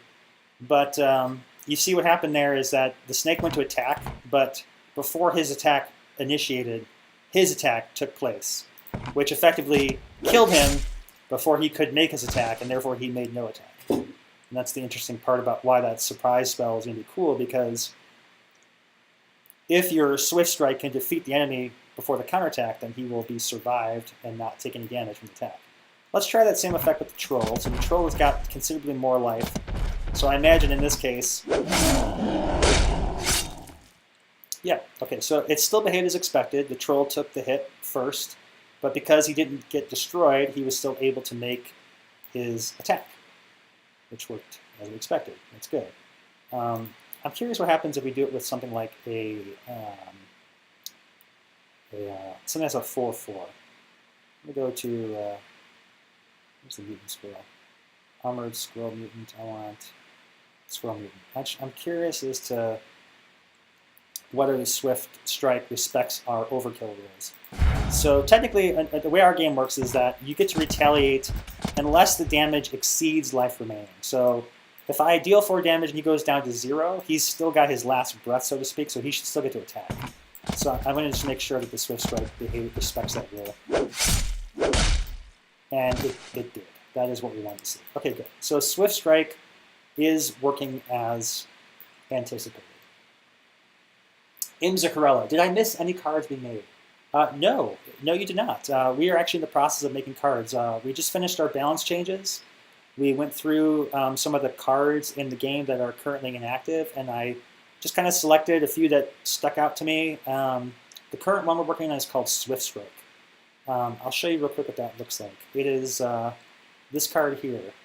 It's got featuring our samurai character, and this will be a surprise that you put on a character, and then when that character is attacked, they're going to strike the enemy first. And we haven't built the surprise yet. We're testing the ability itself, and just by pure fun, I decided to put the ability on the samurai. So he actually has this power built in for this purpose of this test. And you'll see here that when the snake goes to attack the samurai, he strikes first and takes him down. So a pretty awesome ability. And then here's how it works with the Troll. The Troll doesn't get killed by that, so he can basically makes it so his counterattack goes first. And if the counterattack would defeat or overkill the enemy, they don't get to attack back. All right, so that's the effect. And so we've got the hard part, or one of the hard parts done, which is the ability itself works. Now we need to make this into a spell that can be added as a surprise. And so This would be kind of cool. I don't know that I've implemented any surprise cards for you guys on the stream before, but we're going to go ahead and attempt to do that. Okay. So surprises have a series of steps involved with making them work. First off, surprises are permanents on the board, and those permanents exist as status effects. And the current rules for surprise is that you can place a surprise, one surprise per permanent. So if you put a surprise on a tile, for example, then it becomes placed on the board, and then if you place another one on that same tile, it would replace the other one. Same thing for characters. They are little symbols that get attached to the character, and they're only visible to the person who cast them unless they are revealed via a spell or other effect. Okay, so let's look at a surprise card. We're going to go ahead and put a few. In fact, we're going to modify this and call this test surprises here. Okay, and I'm going to go to Gravity Well. Let's put in a. Let's use Guardian Angel. That's one of my favorite surprise cards. I'm going to go ahead and put in that. What was the card we're working on here called Swift Strike? I think those are called. That's the one we're making. Swift Strike. Update. Okay, and then I'll show you another cool spell, which is a redirect. Update. Okay, so to kind of give some context for what we're doing, I'm going to show you a little bit about how surprises in the game actually function. And we're going to go to Grassworld for this. Grassworld. Okay. Just checking the message here. Okay. Okay, so let's go to test. This time I'm going to go ahead and give the AI a. I'm going to give it a blank contest so you can show you how this works. Okay. Hello, Grass. Okay. Go ahead, AI cards on test options. Show AI card. Read that. Let's try this again. Okay, so here's how surprises work. We're going to go ahead and place this card. So this is a surprise. Redirect the next enemy spell cast on target ally to its caster. Okay. All right, so you see what that did. It actually placed the little icon of the spell on the character, and this is actually on this character, so it moves with her. And you can also see here when I click on her that you've got the little kind of question mark. That's the surprise icon. Redirect next enemy spell cast and this into caster. And as I said, you can only have one surprise per character, so if I were to put another one, that replaces the old one that was on here. Okay? And in this case, it's going to trigger when a spell is cast on. It's going to redirect the spell back to the caster. So the enemy does not know that. The surprises would be hidden to the opponent player that did not use them. And we're going to go ahead and cast a fireball on them. And you see the surprise condition was triggered. It shows the card, and then redirects it back to the caster. So there's how that spell works. Here's another surprise, Guardian Angel. When enemy targets chosen ally, the Angel Protector falls from the sky. This is one of my absolute favorite cards. I've never seen anything like this in a game before, and it's just so fun. So now, if I target him for anything, it's going to make it so that Angel comes out. So let's go ahead and just zap him with this Ice Shards. And you see, boom! Save me, Protector! The Angel comes down and takes the hit. And there you go. She takes the froze. Even more fun if I had put the fireball or the. Let's say I had done that. The Angel's going to come down and attack control back. Ah! Or if I was going to attack, the Angel will even handle the counterattack. There you go. So she'll take the hit for the. So there you go. So that's a pretty fun spell. Surprises are awesome. So that's kind of how it works. So you can kind of see from how that's working there that the mechanics are we need to create a status effect to store the surprise, and then we're going to need to create some triggered abilities to initiate the surprise effect to happen when it is actually when its conditions are met. Okay, so that gives you some sense as to what we're doing. Hey, Meltros is here. Welcome to our stream, Meltros. It's a pleasure to have you here with us. Today on our stream so far, we implemented some player-suggested balance ideas, and now we are in the process of going and implementing some more of the cards to bring them in the game. And right now we are focusing on this card here called Swift Strike. And it's the first, I believe the first time we've implemented a surprise card on the stream before. And so I was just giving a quick demonstration of how the surprise mechanics work for our viewers here. And okay, so now I've kind of explained that process, we're going to go ahead and create these elements to it. Okay, so I'm going to back out here. And we're going to go to triggered abilities, and you see down at the bottom, actually, I'm trying to think where we should start. Let's start with making the status effect for it. Okay, so here at the bottom, I've got all these surprise status effects. So these are one part of making that spell. And let's go ahead and create this part first. I'm trying to think if it makes a difference which one I use. I don't think it matters which of these choices I have. Let's do the one that's based on attacks, like since this one's based on attacks. I'll kind of try to mimic, yeah, Cover of Shadows triggers when it's attacked, and I believe the card we're making. Yes. Okay, so this will be similar to Cover of Shadows. The condition is on attack, so we'll just go ahead and mimic the existing Cover of Shadows. I'm going to copy this. I'm going to go ahead and type in Surprise, and this one's called Swift Strike. And save. That is what it's called, right? I did get that correct. Swift Strike, yes. Okay.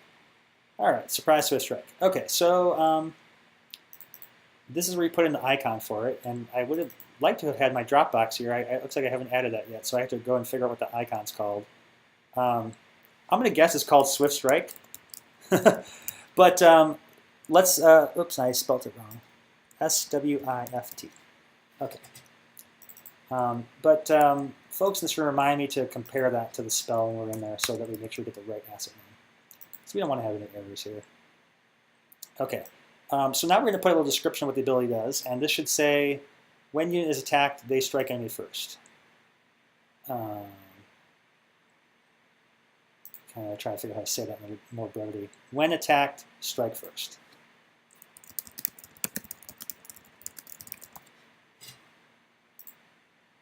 Okay. Okay, and hit save.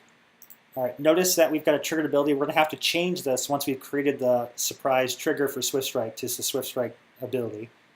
But for now, we've got this. Notable here, we have this checkbox for is surprise. This is the parameter that makes it so that stealth, that surprise is not disclosed to opponents, that it's hidden from opponents. Okay, this is what determines the icon. This is placed in the character, so that all looks correct.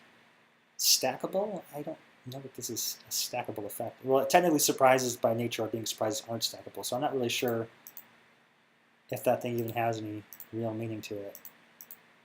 Probably should just go ahead and remove that because it doesn't make sense. Okay. Okay, so now we've created that. Good, good. Okay, now let's go to the card itself. Let's go to Swift Strike. Okay.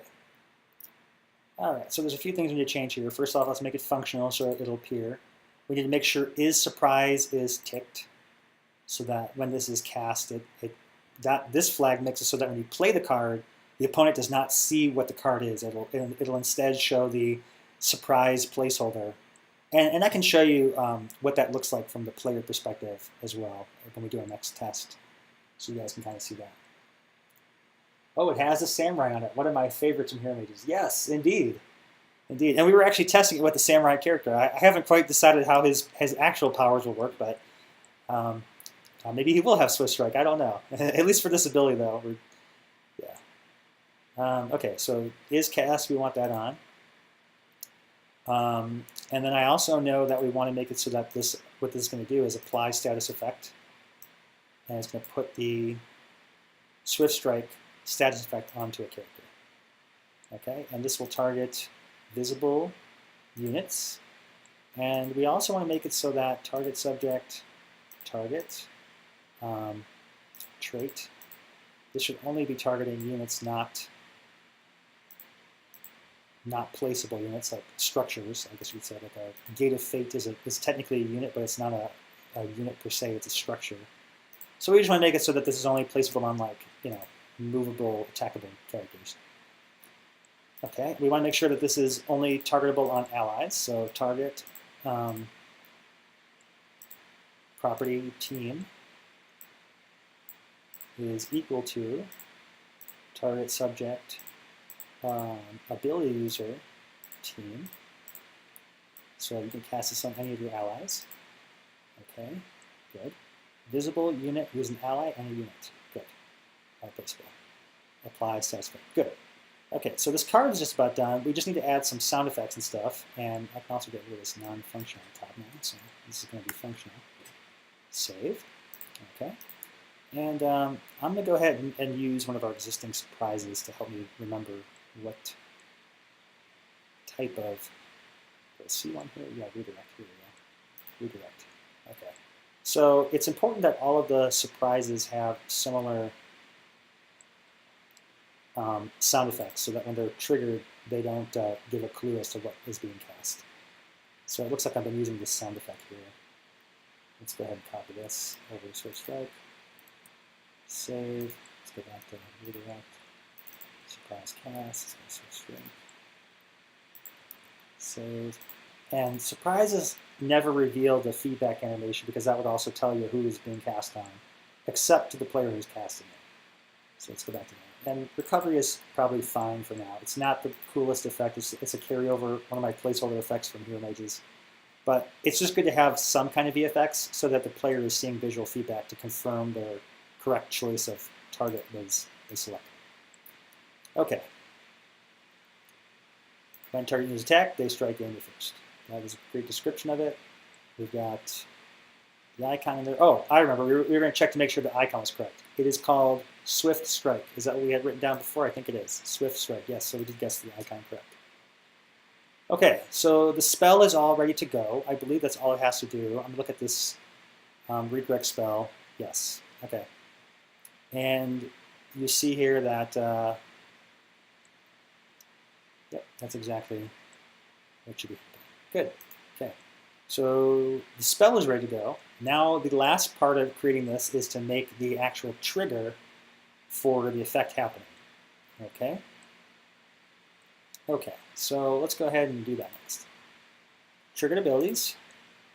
And we decided that that Cover of Shadows was a good comparison since that one also uses the when attacked trigger. So let's find Surprise Cover of Shadows. I think, tell me that's this. Yes. Copy.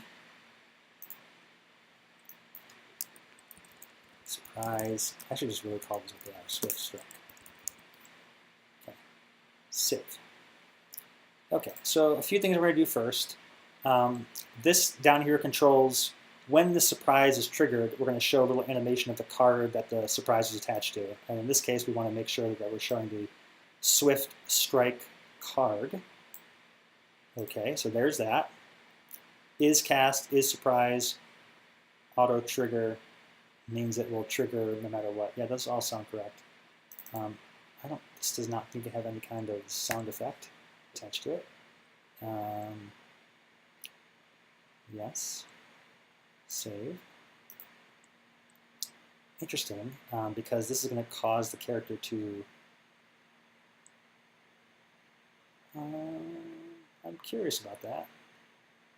I don't know if we want to have the is cast animation. We'll decide that later. That'll basically make it so that, the character does a cast animation that will grant them the ability. We're not actually going to attack the character here. What we're going to do is give the character the ability to use Swift Strike. And then that's going to be removed at the end of turn, I think, is how we're going to do it. Yes. Okay. This all looks probably okay. I'm assuming these are all correct conditions because we're just cloning that same one before. Interesting. I never noticed this before, but attack action contact is not equal to trigger. Swift Strike doesn't trigger from combos, or the, I guess I never knew that. I'll have to look at that, but this is interesting. I'm seeing this condition here. This would imply that Cover of Shadows would not trigger when something is combo attacked. I'm going to leave all these parameters to be the same for now, just assume this works. Okay, so we do want to remove the status effect on source, that's correct, which removes the surprise. And then this is the thing that's going to give it ability. So in this case, we do want to apply a status effect, but we don't want to be giving the character stealth. We want to give them the actual Swift Strike ability. Okay, so this is getting a little confusing, but I'm trying to keep my place here. All right. I'm just taking a look at the channel here. We need more imps, an imp king that makes imps. One of the reasons I love this game, so many possibilities. Yes, thank you. Okay. All right, so the next step we need to do is create a status effect that holds the ability of having Swift Strike. Okay, so this is actually a pretty complex ability. See, there's multiple components to it here. So I'm going to go back to status effects, okay? And we're going to create a new ability here to represent having the Swift Strike. And I'm going to, we're just going to copy this Vigil one that says ability Vigil. Copy that. Okay, and we're going to say ability Swift Strike. Okay. And just delete that for now. Let's change this to triggered ability will now become that one we had created, which was combo attack Swift Strike. Here it is, counterattack Swift. There we go, that's what I wanted. Oh, cool. And see, it inherited from the triggered ability, so counters before being hit by attack. Good. Okay. And last thinking. I don't know that I need to do anything else. I think that's it. Let's save that. Okay. So, starting to come together here. While we're in here, we're also going to do one more thing. We're going to go to that surprise trigger, Swift Strike, and let's change this to be surprise Swift Strike. We don't want to trigger the other one. Okay. All right, so now we've got the surprise status effect hooked up to the correct triggered ability. We've got a status effect that grants the power we want to give. And now we need to go back to triggered abilities and change that surprise here. We don't want to give them stealth. We want to give them the ability of Swift Strike. Where is that thing? Swift Strike. Booyah. There it is. Okay. And there we go. Okay. We have officially enough elements here to test this ability. Let's go ahead and do it. Shall we? Okay. Okay. We're going to give it to the tree. Okay, so first off, we can verify that the icon is correct. You can see there that we got the samurai icon there, so we know working. One attack, strike first. Good. Okay. So now let's see what happens when attack. Showed the correct card. Good. Oh, that was kind of painful. Okay, so it did a cast animation. It did that stomp, which I think we inherited from the Cover of Shadows. And it did give him the ability, as you can see here, but there's a bit of a problem. Did not behave exactly as I had expected it to behave. Interesting. So it looks like it works kind of. Oh, and also he doesn't have any counters left. Okay, yeah, that makes sense. He's already used his counterattack, so he can't use it again. If he had Vigil, he'd just keep doing that. So it looks like what we did was we gave him the ability. That counterattack is now permanent. He now permanently has an ability instead of temporary. But more importantly, what I wanted to have happen was it so that the first time when that ability triggered, that it, yeah, you see here, it triggers it, he casts it, but because he did not have that ability at the time of the thing being triggered, it how do I describe it? It didn't actually take into effect its power, right? That's the problem we have here. Is it didn't use its ability in the way we expected. Okay. So we need to rethink how we're programming this ability here. That clearly is no good. So I'm thinking what we could do here. Okay, I've got another way we could do this ability actually. Let's try this. Let's try it this way. So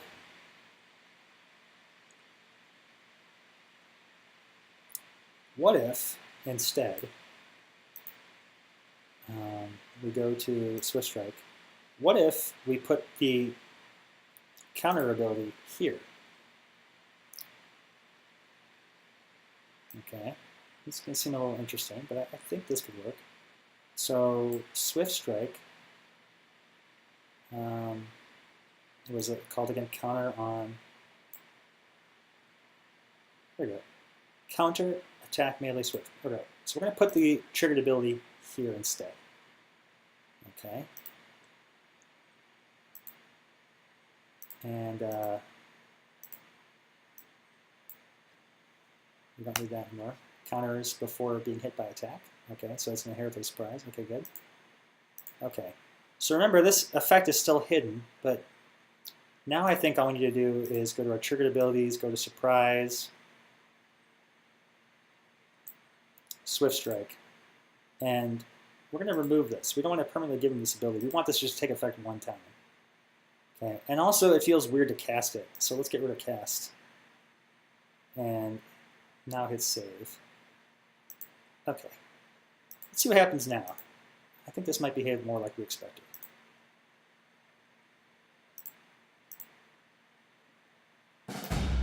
Okay. Okay, counters before being hit by attack. Okay, so the trigger is already on him, which I believe will make it so that the tree now attacks first. Oh, okay. That was a little weird. That's not how I had expected it to go down there. In this case, it looks like it triggered the surprise after he used the ability, so it's still not quite achieving the effect that we wanted to have happen. Interesting. Very, very interesting. Okay. So this tells me we have some more work to do. We're going to have to look at, it's got to do with the order of operations for when these things are being triggered. And what I need to do to figure this out is figure out exactly how and when this counterattack on melee swift is triggering. And we need to replicate this thing's effect to basically function the same. Okay, so let's think here. This one here looks like it triggers on preemptive. Okay, and the surprise version of it, where's surprise, where's surprise, where's surprise? Swift Strike also triggers on preemptive. Okay, interesting. I'm wondering if it might be better to try cloning the existing effect and having that be the surprise. Let's try it that way. I'm just kind of experimenting here. Again, I don't like to overthink things. I'm a person who kind of works on intuition and gut feel, and I feel like this is. That's interesting. Apply satisfaction. Okay, that's correct. I feel like if we took this exact thing as is and just made this the surprise, that it may work. So I'm going to do that. I'm going to copy this, and I'm going to call it surprise Swift Strike. What should I call this 2? All right, let's say that.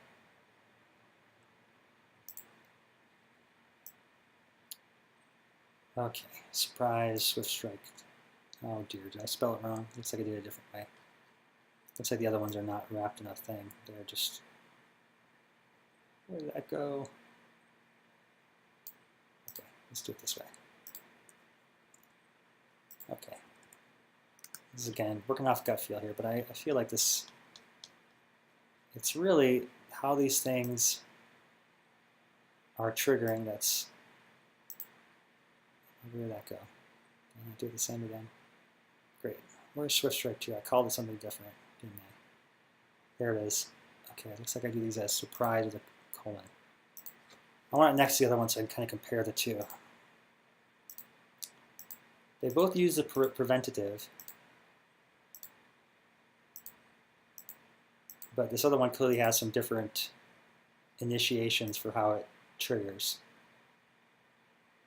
Very intriguing. Okay, well, all right.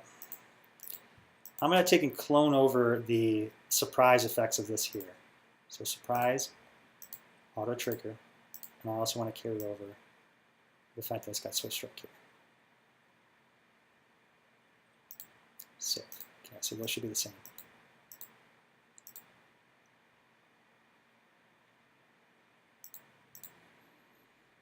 Okay.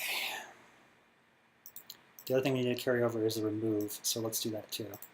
Remove status effect on source. That's what I need. Okay, new, remove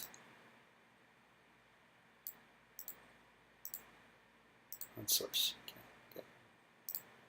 Okay, so do do do do do do do do do do do do. Okay. All right, we're gonna try and do it this way and see what happens.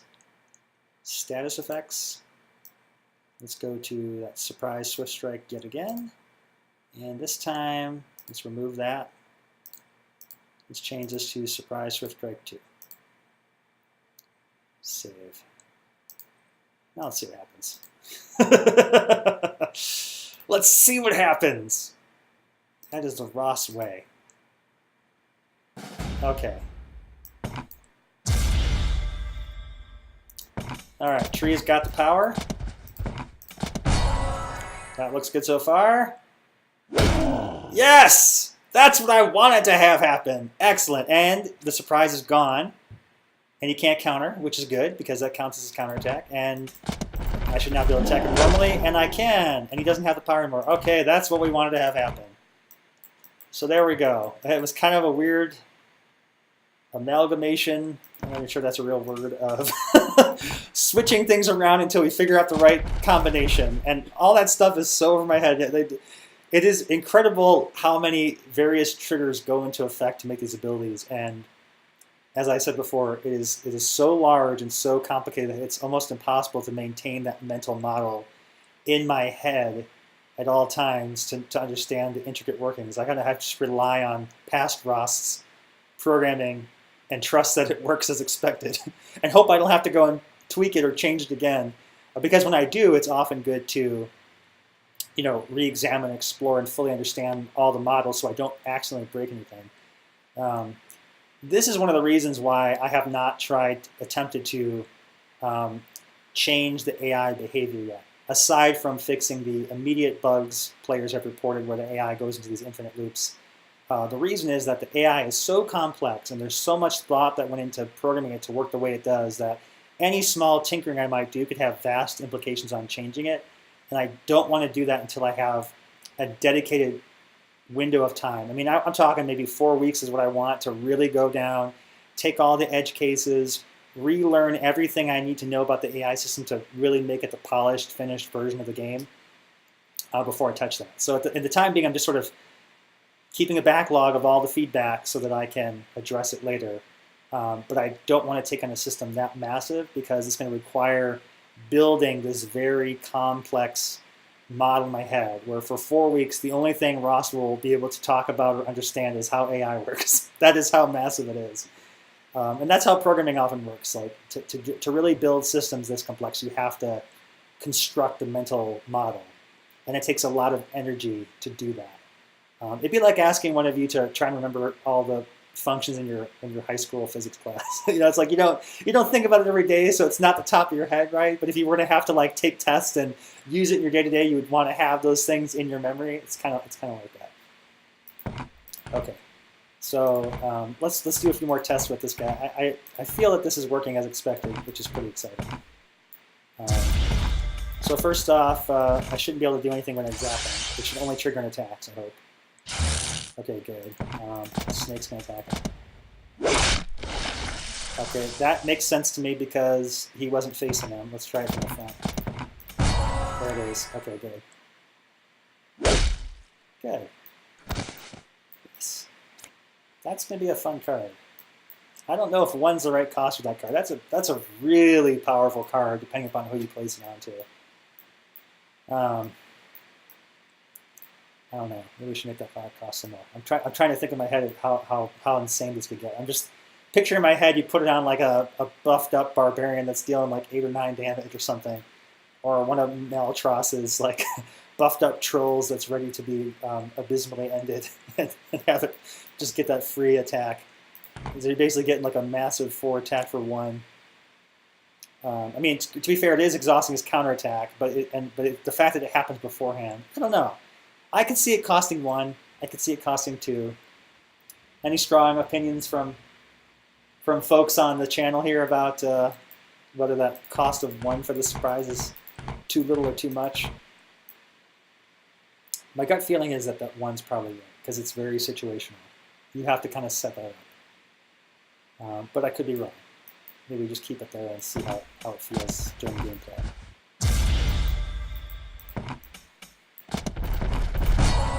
Cool. I do want to show you guys, I mentioned when I do the next test, I was going to show you how the surprise looks from the opposite end. So let's go ahead and do that. I'm going to give the AI these cards, and then I'm going to go ahead and test it here. Okay, so this is what it looks like when you play a surprise normally. So let's just say the AI was going to make a surprise thing on its snake. See how that card came up? And I'll hold that for you so you can see it better. So when I pushed on the mouse, it paused so I can read it. So when the AI or your opponent plays a surprise, it looks like this. Yeah, I know that question mark is not the prettiest thing. That is a Ross created programmer art there. We will get a better icon to represent surprise here. But that's what the surprise looks like. It's free will, so it doesn't reveal the color or the spell group, and this is a surprise. And then you can see here, it also didn't change his facing. Normally, when you cast spells, they always turn to face the target, but with surprises, they do not, because that would obviously give away who the target is. And I cannot see that this snake actually has the effect. Now I can go to my debug options here and turn on that, I think. Do I have one for that? I probably do. Show surprises. So I can reveal that it is there. It did function correctly. But then now if I go to attack him, so normally this samurai would overkill that guy, but now, oh no! The snake's going to strike first. There you go. See? Pretty cool. Yeah. All right. So we got that card working. That knockback guy. Yes. I like it being more than one. Yeah. Maltros is definitely. I get the sense of a little bit more conservative. He likes the. He's a player who wants to stop the OP at the onset because, and there's good reason for that. It's always painful to nerf something, but if I gave it to you at 2. And you were just used to that to begin with, and if I had to drop it down to 1, that doesn't feel bad at all. It's like, hey, it costs less, even better, right? But if I make it 1 and then say, no, it should cost 2, then all the people that used to like it for 1 are going to be upset. So that's a good approach. Maltros has got a good case there. So maybe I'll bump that up to 2. Okay, so there we go. We've created our first card today, and that was the first time creating a surprise. So you guys kind of see the process involved in that. They're very intricate due to the multiple setup of the status effects, the triggers, and the reveals. But they are a very, very fun card to play. They make the game very dynamic, very interesting. All right, so scratch 1 down. We did the surprise. Maybe we should just go ahead and continue on with the Celestial bandwagon here and add the Vigil card. So this one is not a surprise. It just flat out gives you the Vigil ability. So hopefully this one's a little easier to make since it doesn't involve those extra steps. Okay, so let's do this. Let's do it. Spells. Vigil. What did that call? Was that spell just called Vigil? Or was it called something else? I don't remember. Vigilant. Vigilant gives Vigil. Real creative, Ross. Nice name. All right, functional, functional. Oh, looks like I already got some sound effects in there. Oh, is this spell already working? It looks like it's programmed to me. I don't know why it's listed as non-functional. We're going to find out. There must be something wrong with it if I have it deactivated here. I don't know what it is. Target allied individual. Apply status effect ability vigil to target. I know one thing at least it's wrong. It should have target subject has to be a unit because it doesn't make sense and kind of have placeables be targetables. So outside the property. Trait type is unit greater than or equal to number 1. Okay.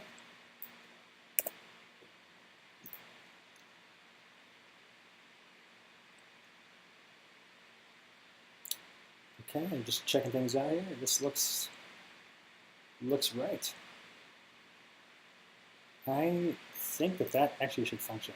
I don't see any reason why. This is actually the correct thing. We already have the vigil ability programmed, so this is really just giving it to somebody. Let's just go ahead and add it to a deck and see what happens. We'll do our test surprises. Let's get rid of redirect and put that in there. Vigil. Dun, dun, dun, dun. Vigilant. Nice. This may be the fastest card we've ever made. Probably because it was already done for us. Thanks, Pass Ross. Okay. All right, so we need something to test this out. All right, so we're going to use, so as I said before, the normal rule is you get 1 counterattack per round.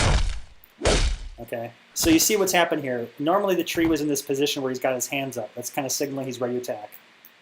After his counterattack,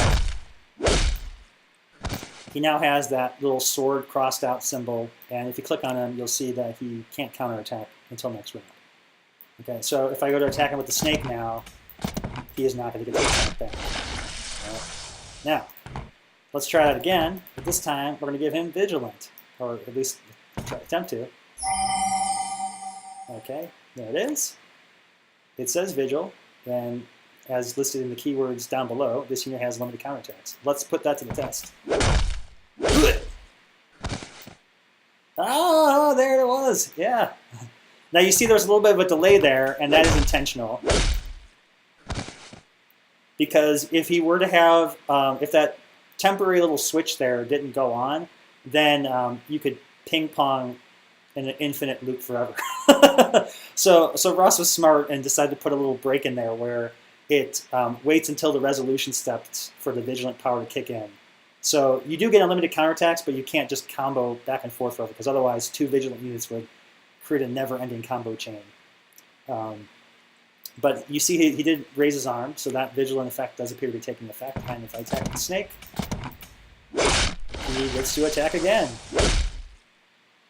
Yeah! All right. Cool. Now, I also am curious if do we have anything that can remove that effect? I do want to have a let's make sure that we can remove it and that the power goes away. It's probably a good thing to test. Test, dispel test. Yes.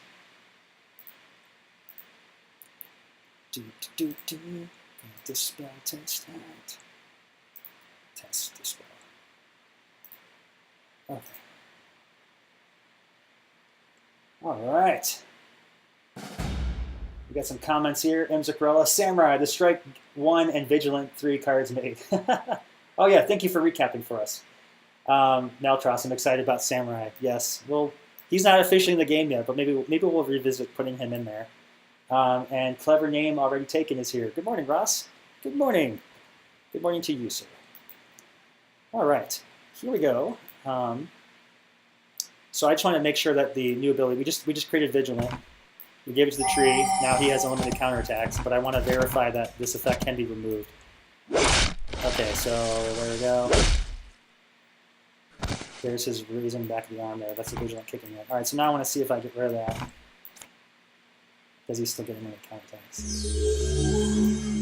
Okay, so now you can see his Vigil power is gone, and he should no longer have unlimited counterattacks.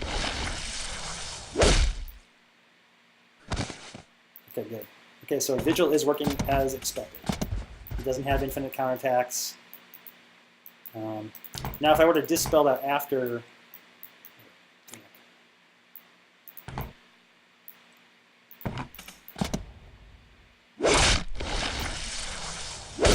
so he still has the power.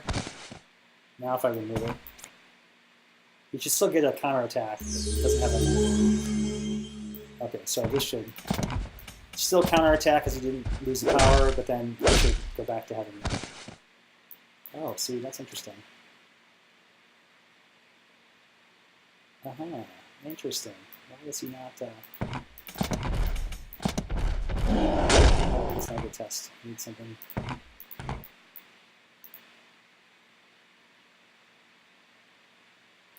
Why are his arms up? That's the question. Because according to this, he can't counter or combo attack. See, I'm glad we tested this. There's something sneaky going on here. See, he should not have done that. Something is off. Because it looks like he still can counterattack. I want something so... Give me a rat. There we go.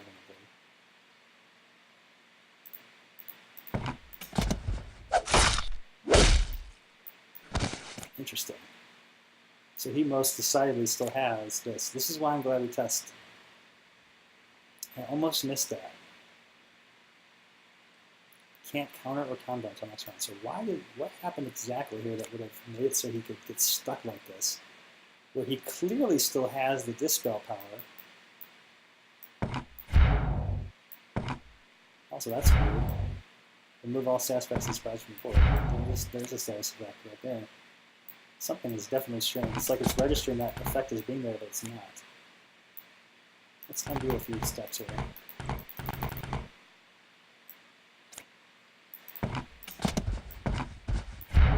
I think I must have broke Cleanse. Actually, now that I think about it, there was a bug about that. Yeah, something I did with Cleanse broke the spell because there are status effects on the board and it's no longer working. So sorry about that, guys. I must have broke this in the last build. I was working on a bug. Or maybe it's not this build that's broken. It could be just the intermediate build I'm working on. Alright, well, this spell works. So it works if I do it this way.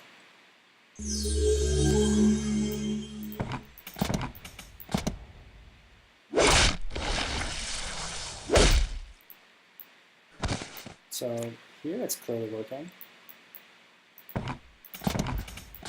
But okay, so it looks like what happened was it was after I counterattacked.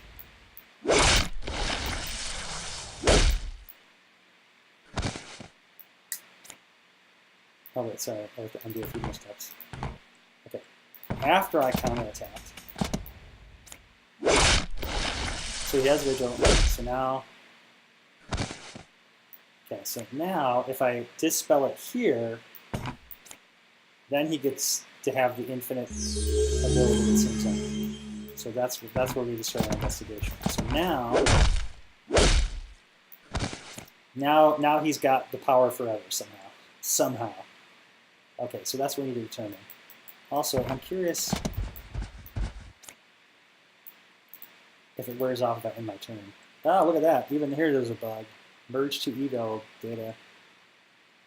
What is all this? Submit that. I'm curious to look at that maybe. It's intriguing to me. I'm not sure what's going on there. Okay. Okay then. Well, I'm going to have to go look at it with the liar. This unit may lie about its current state. Would a lying tree be a falsehood? Oh my goodness, Clever is just so good with those puns. I gotta really appreciate the wit there. He's in our Discord channel. He's the same way. Just always has a good pun and a good programmer joke too. I just love that. Okay. All right. I'm gonna attempt to investigate this. I almost snuck by without noticing the bug, and now I kind of wish I hadn't found it because I would have been happier for the day, although upset later in the future when I discovered the bug. But all right, let's go see what Vigil does. I have to remember how Vigil works. All right, so here's the ability for Vigil. All right, so it looks like the ability for Vigil is restore ready stance on command. Okay.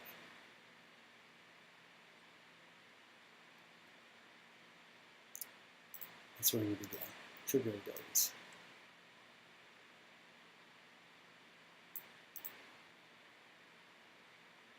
I see. I see. This is the issue. We are setting ready stance to 1. We are not adding to ready stance, and that is causing the problem. The fact that we set it to 1. The other important thing to look at is status effects cannot counter. This sets ready stance to -999999999. It's probably also not the correct way to do this. This could be a major change. I'm nervous about it, but really what we should be doing is having it be using increment modifiers, adding 1 and subtracting 1, and then just kind of trusting in the fact that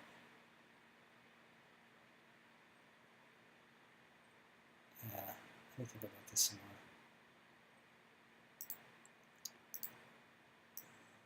Visual. I don't know that I want to change it in that way. Let's go back to the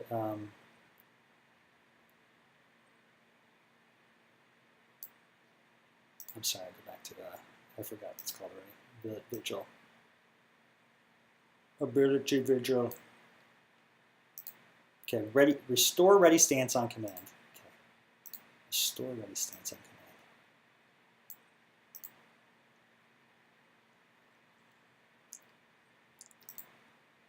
Do we need this?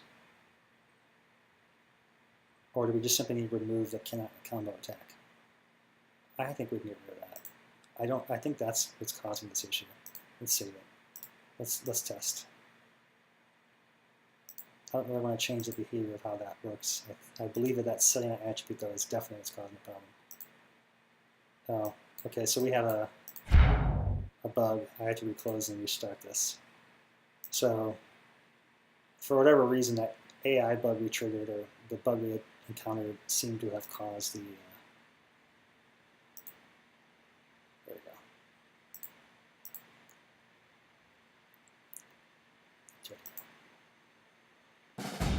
Okay.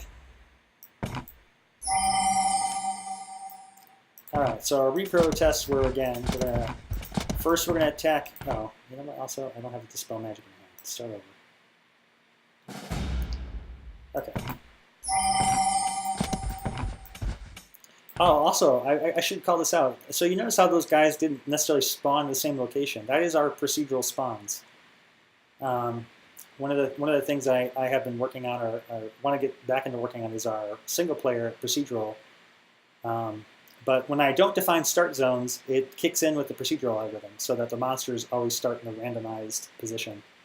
On a future stream, I do hope to share a little bit about the process of how I'm building the single-player adventures. I know a lot of folks are interested in procedural generation in general. It's a very fascinating development topic. So I'd be happy to share some of the methods for which I'm implementing procedural algorithms within the game. I'm sure you guys will enjoy that. All right, so let's finish this up. And he re-armed. Okay, so it looks like getting rid of that ability did not detrimentally affect the Vigil, because as I suspected, really just removing that cannot counter flag is enough. So I should still be able to attack with the snake, and he should still counter. Good. Okay, but let's verify that when I dispel. Good. Okay.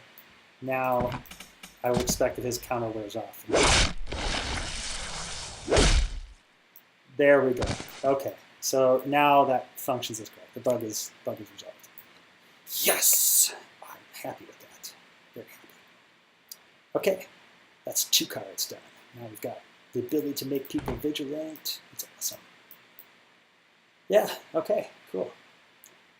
The ideal material with which to construct a life. Oh, God.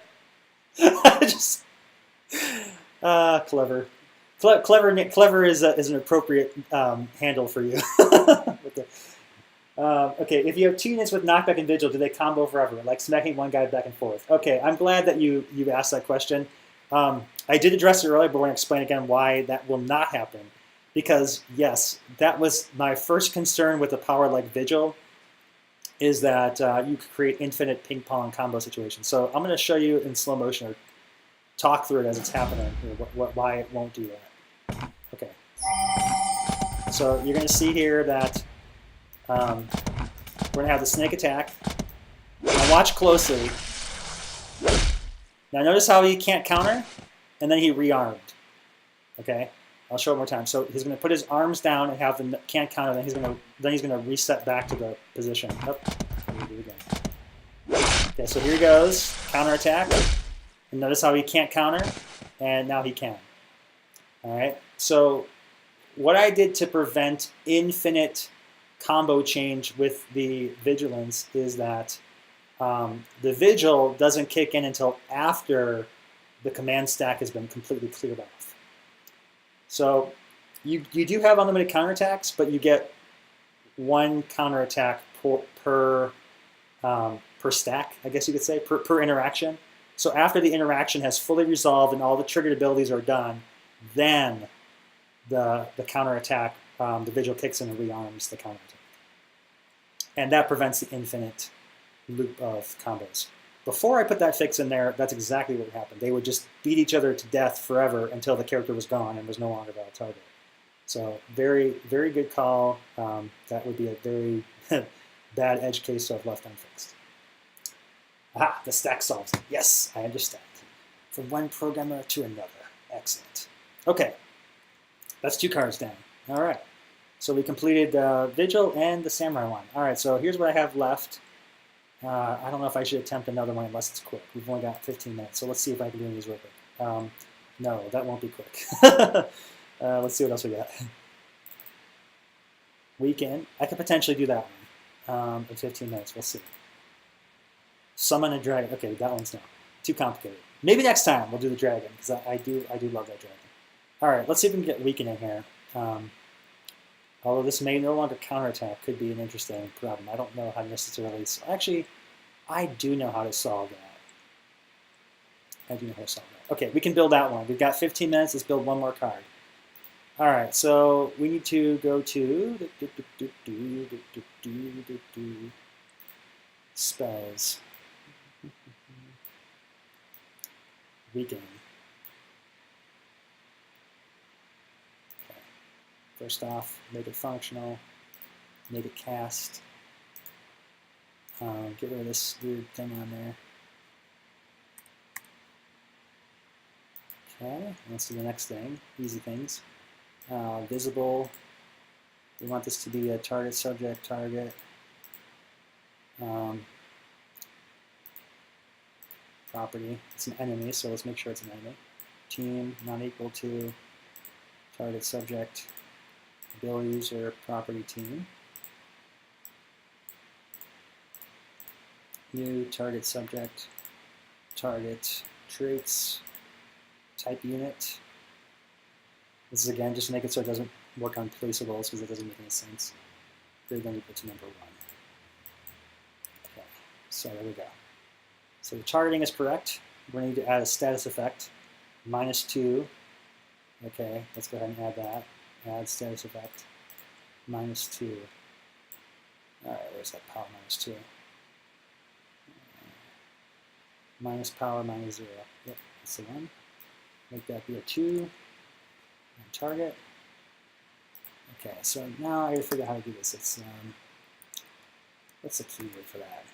Let's see. I don't remember what that keyword is. What's something that's got that on there? Animal growth. No. Subtype. That's the keyword.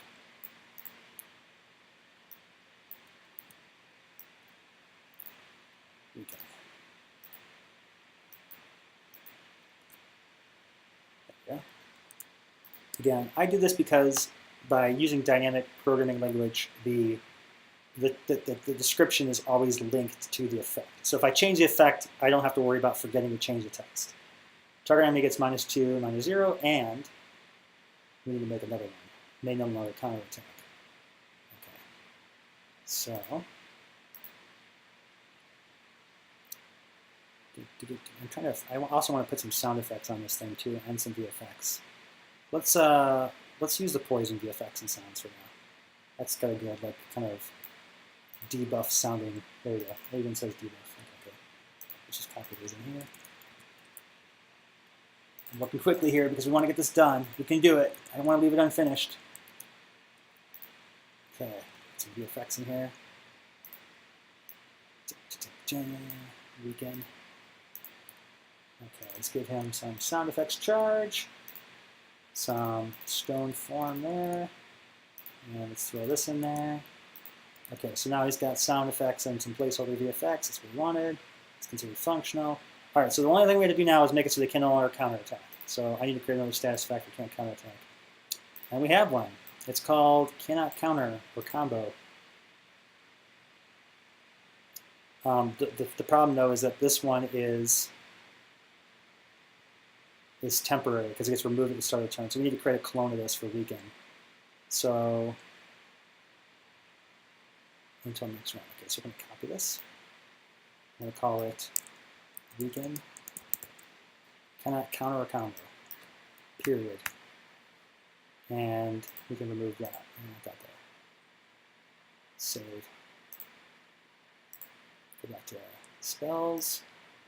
Go back to weekend. Weekend. Oops. Okay.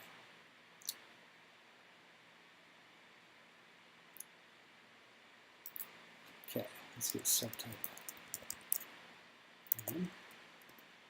Oh, boss, you not. I didn't program it that way. I thought I could just put in another keyword and it would get. Oh, duh. Well, I haven't programmed it to do it yet, so let's see if it does work. New. Apply status effect. Weekend.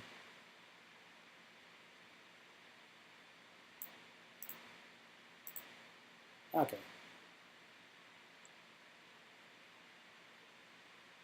And. Huh. Interesting. Huh. That's interesting. Huh. It looks like the subtype merges all the text of the effects, although that's kind of weird how it does this. I'll have to fix that. And can't combo.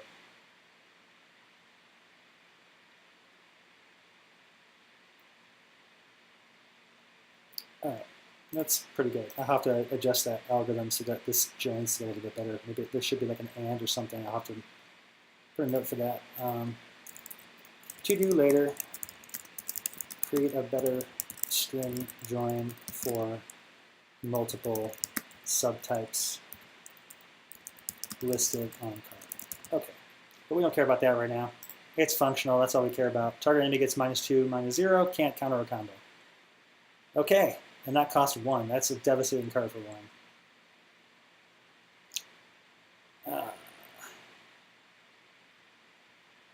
Save. Good. Okay, we are ready to test this. We are ready to test this. Dex. Let's go to our surprises where we put everything else. And let's just go ahead and swap out Guardian Angel. With weekend.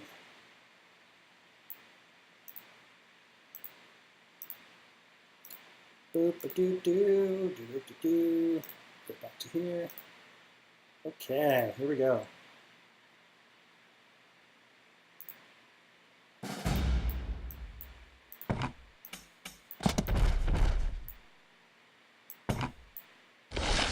Oh, it so worked. All right, so you can't counter a combo. Can't counter a combo. And that should be permanent until that effect is removed. So let's go. He does not get to combo.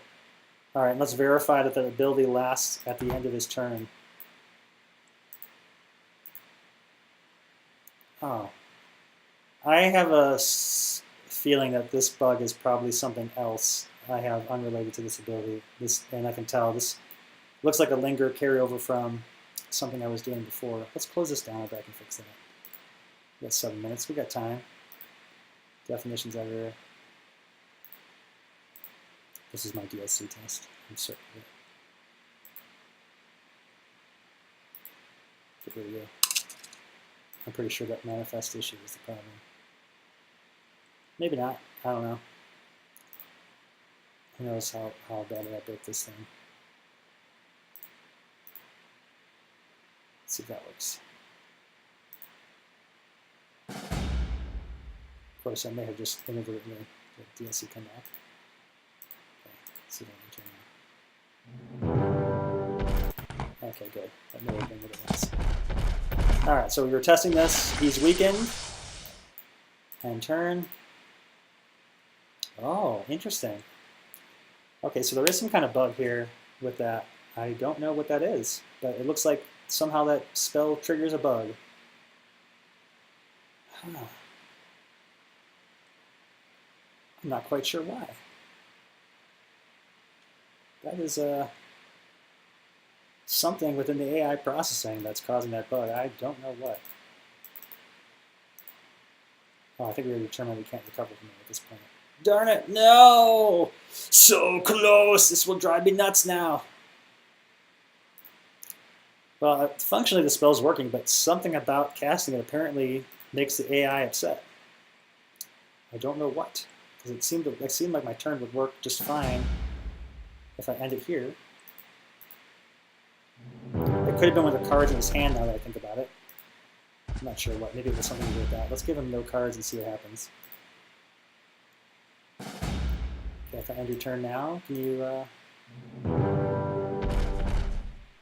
unless it's verified that that spell is in fact what's breaking it.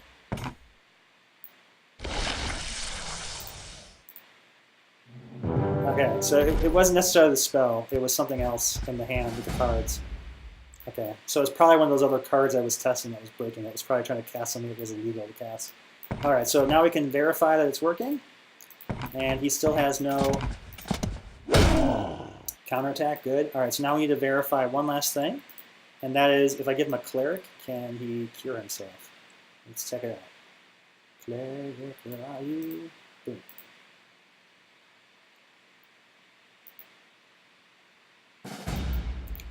Okay, folks, here we go. Weaken him. That looks like it worked to me. Alright, let's see if he does it on his own. I'm curious if the AI is smart enough to cure himself. I'll opt for the attack instead. Let's try it again. Let's just put the cleric back here. Let's see if he uses the cleric now. There we go. See Curious Troll. Excellent. Okay. Weak is working. We made it work. We figured it out. Let's just test it one more time. Weak.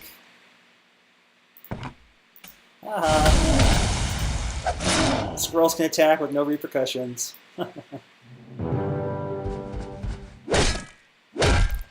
So I think that spell's probably fair for one, because if you have a cleric, you can disarm it, similar to poison. It's a lot more powerful than poison. We may need to increase it to 2. I don't know. Neltros, if I'm going to guess and you're still watching, I'm going to say you think that spell probably should cost more than 1. All right. Any other comments here? If you have 2 units, okay, that's not good.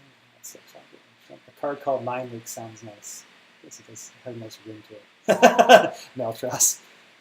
So what do you think? You think weak's too good for 1? Maybe. Yeah, that's pretty good. The can't combo is actually both of it's pretty good. So it's a combination of the power of the what's it called character? The Skeleton Breaker has the power that gives the -2, but the can't counter a combo is pretty devastating on a character that you would normally get, like the Troll, that would normally get a 5 attack. You're basically blocking out a 5 attack. But you can remove it, so it's not hopeless, but you got to be smart and bring some debuff removal in your deck, or you're stuck with it. We'll think about that. I'll leave that to debate. I'll tell you what, since we're running out of time, I'll post the new cards we put together on our Discord and leave it to you guys to hash out and make your cases amongst each other. And I'll just go based off of votes or something, whatever you guys think the cost should be, and then I'll kind of baseline it there.